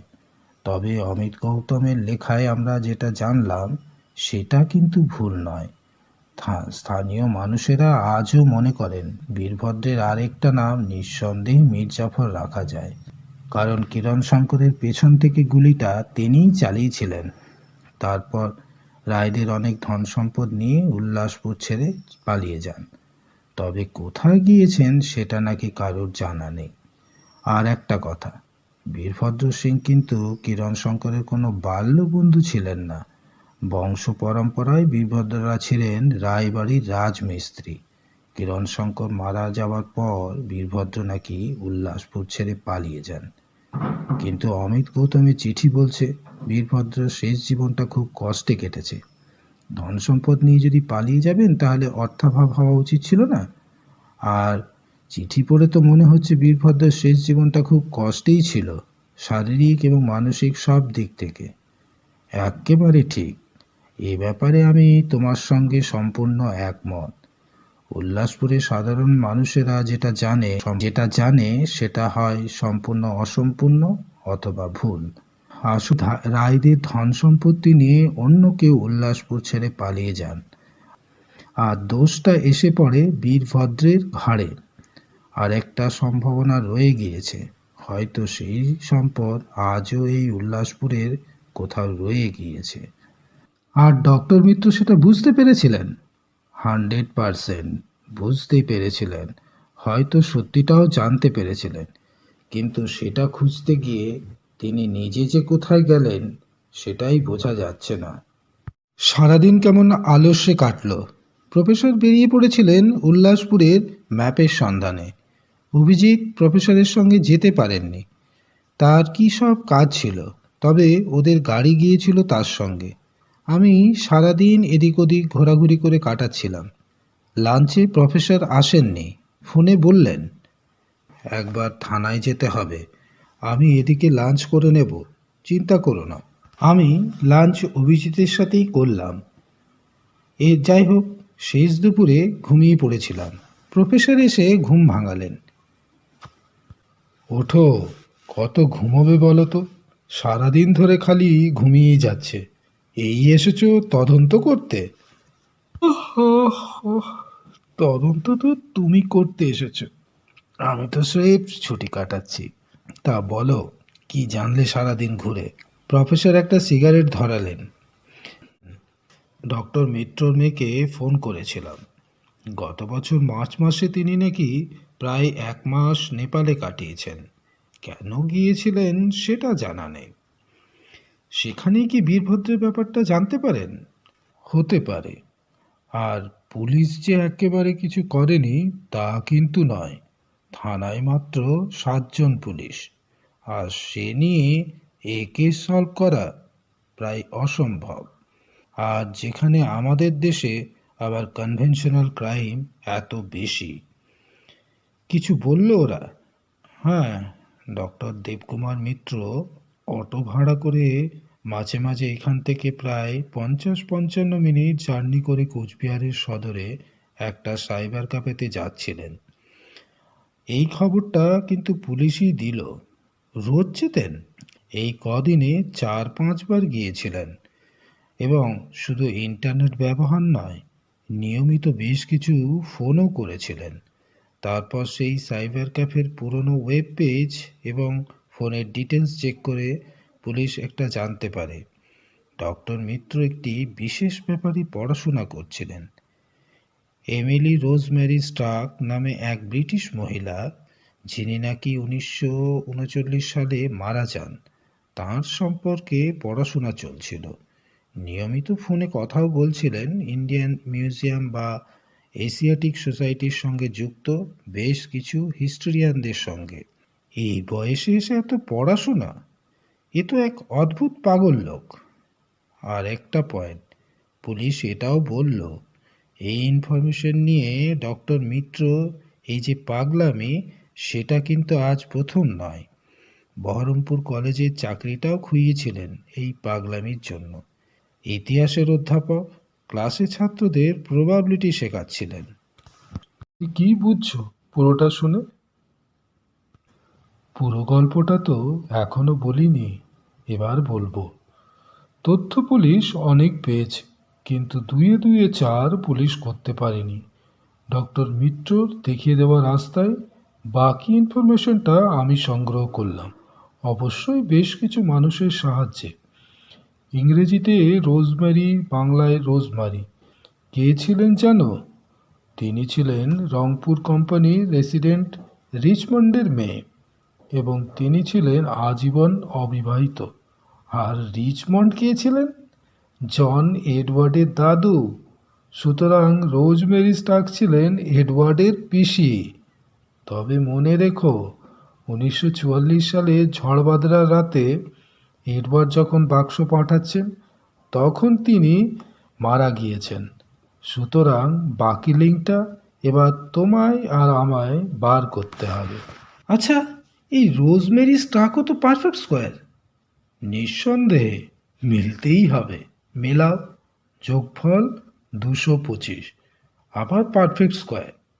এটা ঠিক সেই সিরিয়াল কিলিংয়ের রহস্যের মতো।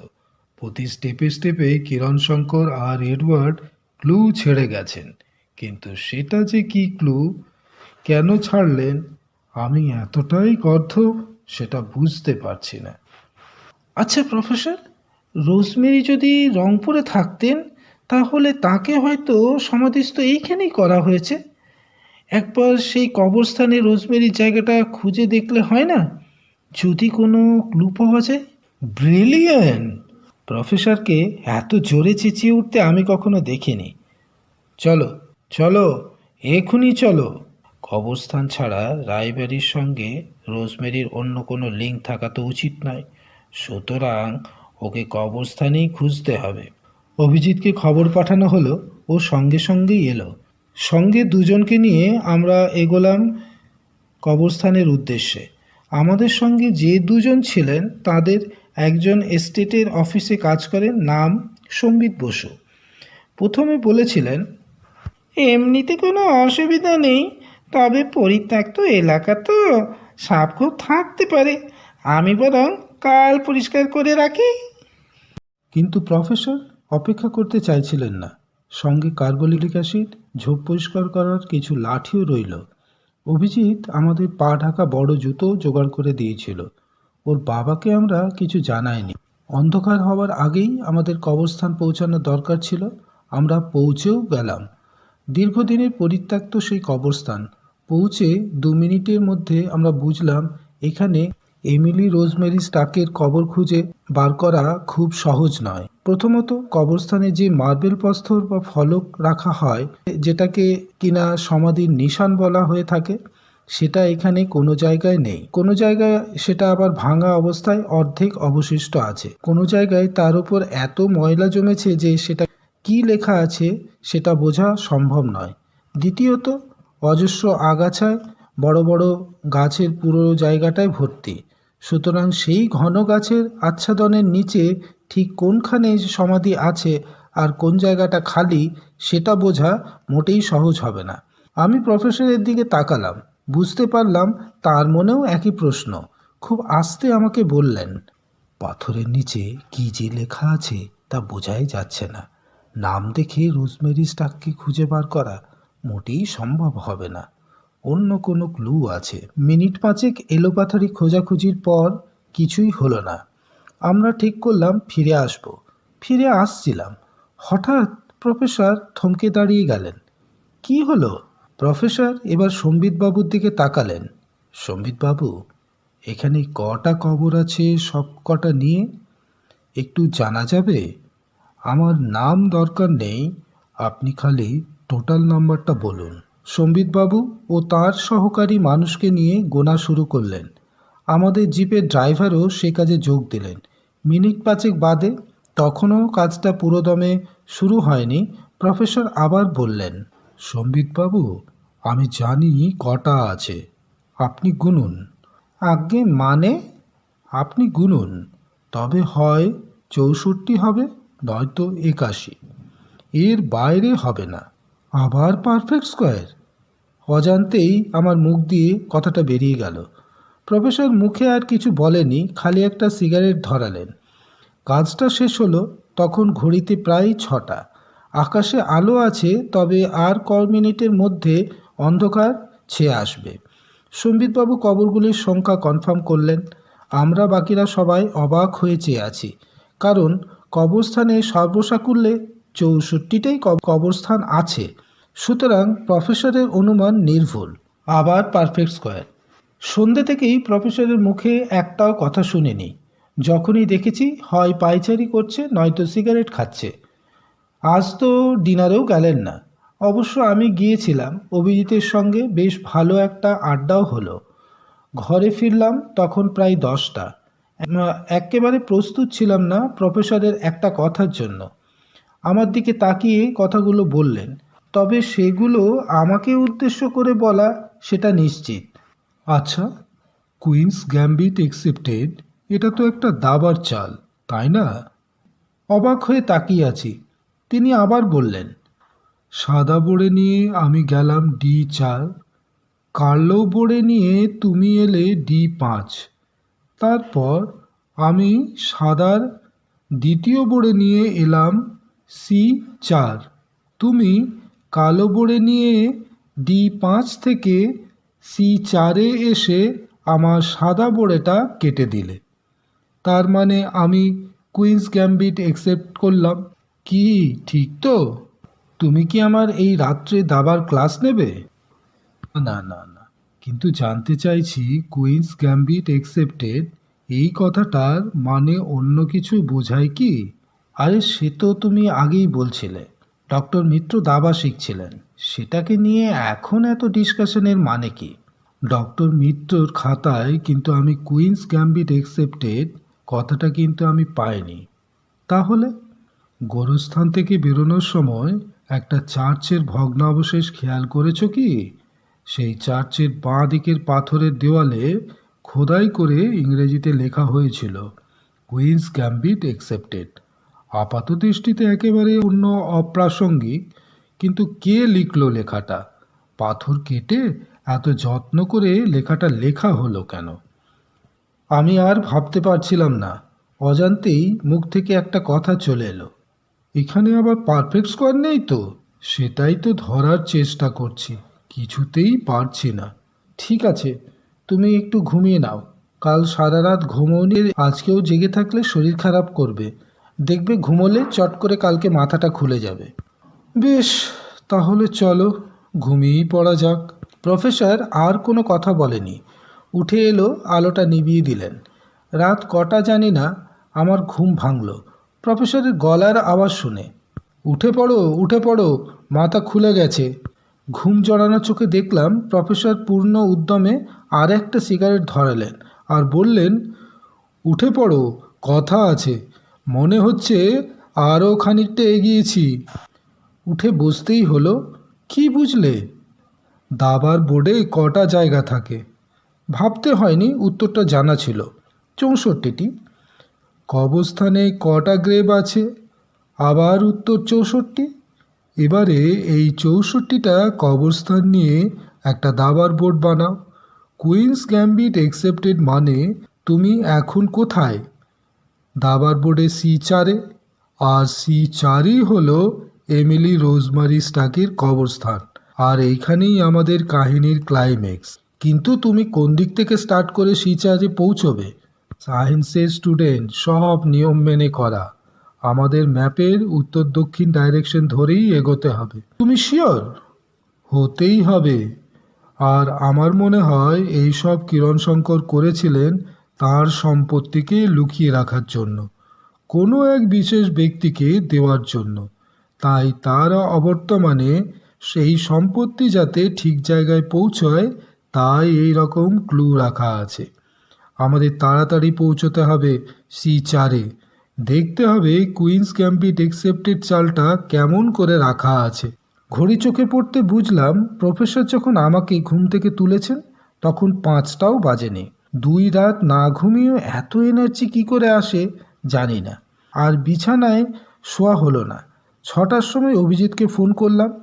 আরও 1 ঘন্টা লাগলো আমাদের বেরোতে। সম্বিতবাবু এবং অভিজিৎদের স্টেটের অফিসের আরও 2টি লোকের সাহায্যে আমরা সেই তথাকথিত C4 কবরস্থানটা খুঁজে পেলাম। সকাল থেকে খোঁজা শুরু হয়েছিল। আমরা যখন ঠিক জায়গায় পৌঁছলাম তখন প্রায় 12:30 বেজে গেছে।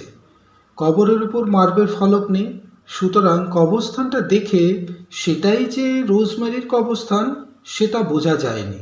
যদিও প্রফেসর বলেছিলেন আমরা কোনো ভুল করিনি। কবরস্থানে পৌঁছে দেখা গেল সেখানে কোনো কফিন নেই। প্রফেসর বললেন, প্রায় 80 বছর কেটে গেছে, সুতরাং এটা তো হতেই পারে। তার উপর মাঝে আরও 2-3টে যুদ্ধ হয়ে গেছে। এই রকম পরিত্যক্ত কবরস্থানে কফি না থাকাটাই স্বাভাবিক। কিন্তু অবাক যেটা লাগলো, প্রফেসর না বললেও আমি বুঝতে পারলাম এই কবরস্থানে কিন্তু মাঝে হাত পড়েছে। চারপাশে জঙ্গল থাকলেও এই স্থানে কিন্তু জঙ্গল বা আগাছা অনেকটাই পরিষ্কার অন্যগুলোর তুলনায়।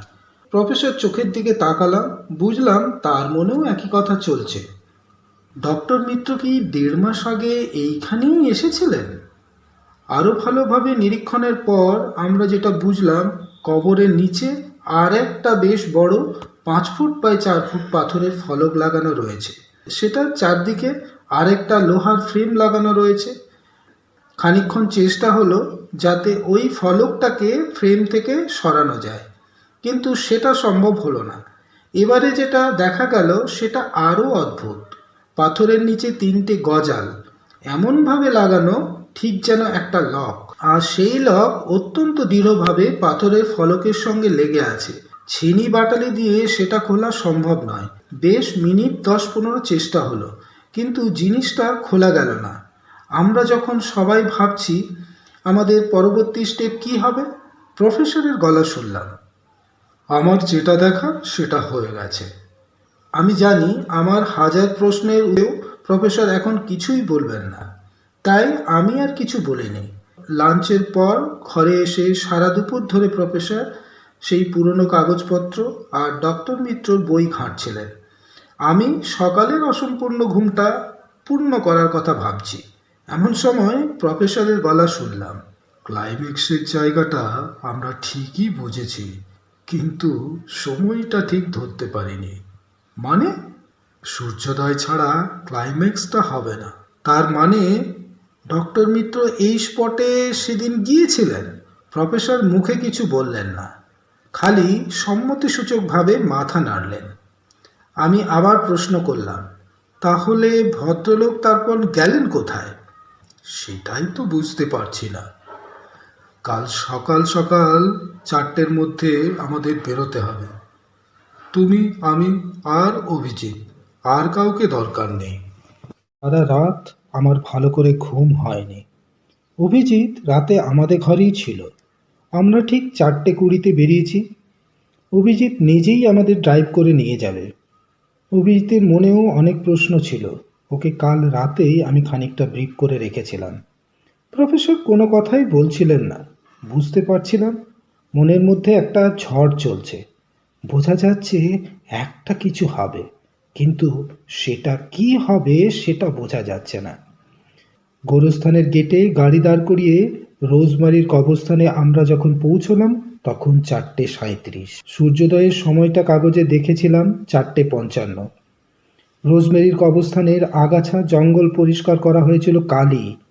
আমরা 3জনই দাঁড়িয়ে আছি। আর একটা জিনিসও দেখলাম যেটা কাল বুঝিনি। কবরস্থানের পূর্ব দিকের গাছগুলো এবং তুলনামূলকভাবে অনেক ঘন। ঘন জঙ্গল হলেও এটা বেশ বোঝা যাচ্ছে আকাশ আস্তে আস্তে পরিষ্কার হয়ে আসছে। 4:55 হয়ে গেল। পূর্ব আকাশে সূর্য দেখা দিল। সূর্যের তেরছা কিরণ গাছের ফাঁক দিয়ে আসতে শুরু করেছে। আমরা সবাই সেই 5 ফুট বাই 4 ফুট পাথরের ফলক আর লোহার ফ্রেমকে ঘিরে দাঁড়িয়ে আছি। তারপরেই আমাদের বিস্ময়ের পালা শুরু। একটা আওয়াজ হলো, কোথা থেকে এলো জানি না, ঠিক যেন একটা তালা খোলা হলো।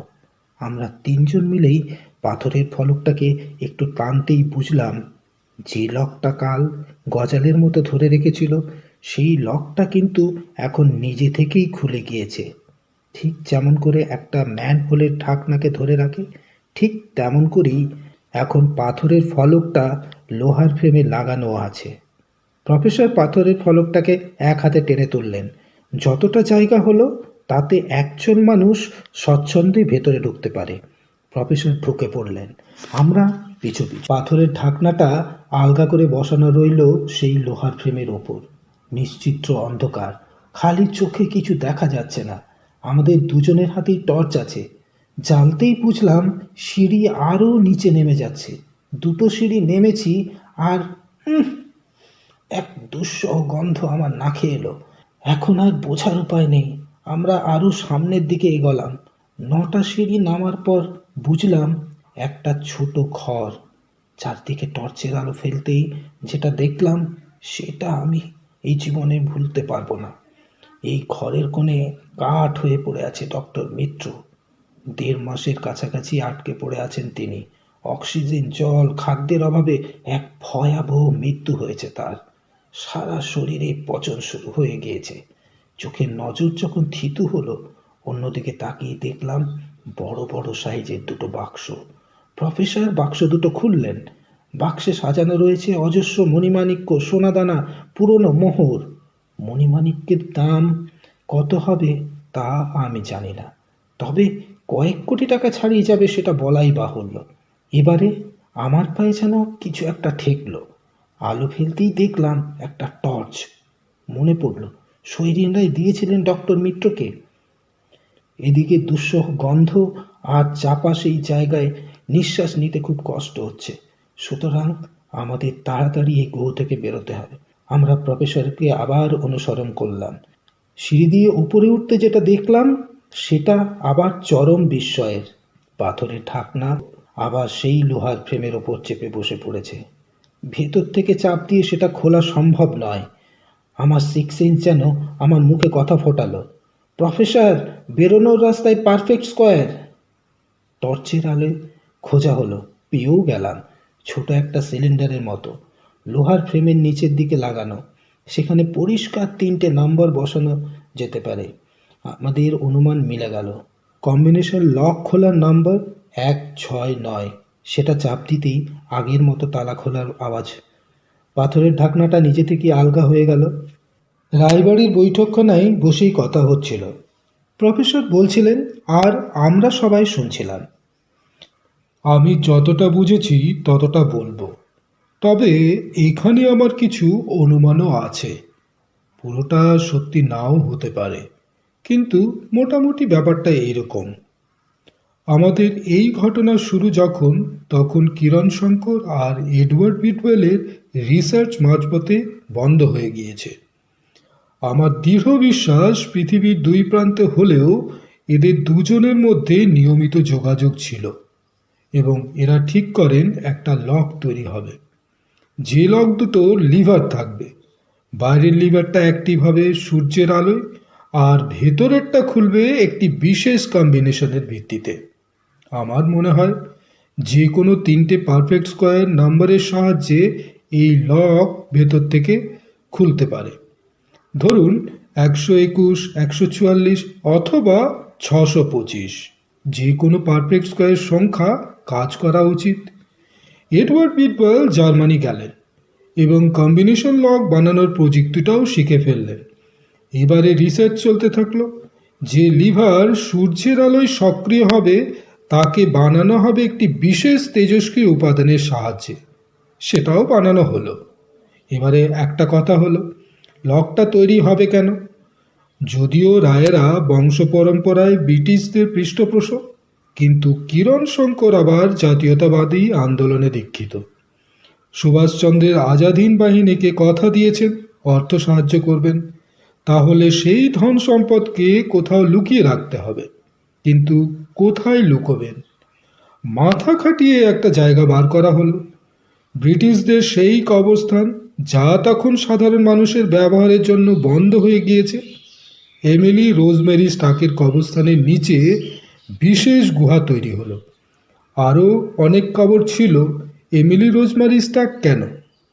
দুটো কারণ মনে আসে। এক, হয়তো তিনি ছিলেন এডওয়ার্ডের পিসি। এডওয়ার্ড ছিলেন ওর খুব কাছের মানুষ। আর নয়তো তার নামে পারফেক্ট স্কোয়ার। যাই হোক, সেই গুহা তৈরি করলেন বীরভদ্র, যাকে আপনারা মীর জাফর বলেন। আর কিরণ শঙ্কর একটা ক্লু রেখে গেলেন। যদি তিনি আক্রান্ত হন, কবরস্থানে ঢোকার মুখে পুরনো চার্চের প্রস্তর ফলকে লিখে দিলেন কুইন্স গ্যাম্বিট অ্যাকসেপ্টেড। তার মানে দাবার বোর্ড ধরে এগিয়ে যাও, তারপর একটি বিশেষ স্থানে রইল আমার লুকোনো সম্পদ। পাতালে ঢোকার মুখে লাগানো হলো সেই লক। সূর্যের আলোয় সেই লক নিজে থেকে খুলবে, মাত্র কয়েক সেকেন্ডের জন্য, তারপর আর নয়। সেখানেই এক অনবদ্য প্রযুক্তি ব্যবহার হলো। সূর্যোদয়ের সময় সূর্য থেকে যে প্রথম কিরণ আসে তার একটি বিশেষ অ্যাঙ্গেল থাকে আর বিশেষ তরঙ্গদৈর্ঘ্য থাকে। সেই বিকিরণেই এই লক সক্রিয় হবে, এবং সূর্যের অ্যাঙ্গেলের সামান্য পরিবর্তন হলেই সেই লক আবার নিজে থেকে নিষ্ক্রিয় হয়ে যাবে। তখন খোলার রাস্তা খালি ভেতর থেকে। সুতরাং ভেতরে ঢুকে পড়লে বেরোতে গেলে একটি বিশেষ কম্বিনেশনের সাহায্য নিতে হবে, না হলে কোনোভাবেই গুহা থেকে আর বেরোনো যাবে না। এক অসাধারণ নিরাপত্তার প্রয়োগ। কিন্তু কোনোভাবে কিরণ শঙ্কর আক্রান্ত হলেন। যা অর্থ সম্পদ জমানো ছিল তা আর নেতাজির আজাদিন বাহিনীকে দেওয়া হলো না। এডওয়ার্ড বিডওয়েল মারা গেলেন। সুতরাং আর একজন মানুষ রয়ে গেলেন যিনি এই জিনিসটা জানতেন। তিনি বীরভদ্র। কী পরিস্থিতিতে তিনি নেপালে গেলেন বা কেনই বা গেলেন সে আমি জানি না। যাই হোক, প্রায় 70-80 বছরের ঘটে যাওয়া সেই ঘটনা আবার একবার নতুন করে ঘটল। যাই হোক, প্রায় 70-80 বছর আগে যখন ডক্টর দেবকুমার মিত্র কোনোভাবে নেপালে বীরভদ্র রেখে যাওয়া কোনো ইনফরমেশন পেলেন এবং সেখান থেকেই অনুসন্ধান শুরু করেন। ইতিমধ্যে ডক্টর আদিত্য পাঠক ইন্ডিয়া টুডেতে আপনাদের বাড়ি নিয়ে লিখেছেন। ডক্টর মিত্রের বদ্ধমূল ধারণা হলো আপনাদের বাড়িতে লুকোনো ধন সম্পদ আছে। রায়বাড়ি সংক্রান্ত তথ্য সংগ্রহ করলেন। ঢাকা বিশ্ববিদ্যালয় থেকে কিরণ শঙ্করের রিসার্চ পেপারও জোগাড় করে পড়াশোনা করলেন। তারপর সুবিধা মতো তিনি চলে এলেন এখানে। কিন্তু তিনি একটা মস্ত বড় ভুল করলেন। নিজের আসার উদ্দেশ্যটা তিনি আপনার কাছে গোপন করেন। কেন সে আমার জানা নেই। হয়তো ধন সম্পদের লোভ অথবা নাম যশ প্রতিপত্তি যা কিছু হতে পারে।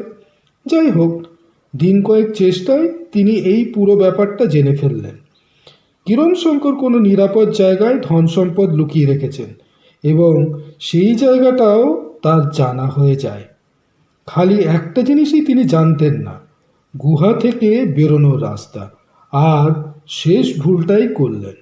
তিনি একা গেলেন সেই ধন সম্পদের খোঁজে, আর ভয়ঙ্কর মৃত্যু তাকে গ্রাস করল। কেউ জানতে পারল না। প্রফেসর সামনের টেবিলে রাখা জলের গ্লাস থেকে বেশ খানিকটা জল খেলেন। আবার শুরু করলেন। পুলিশকে সব বলা আছে।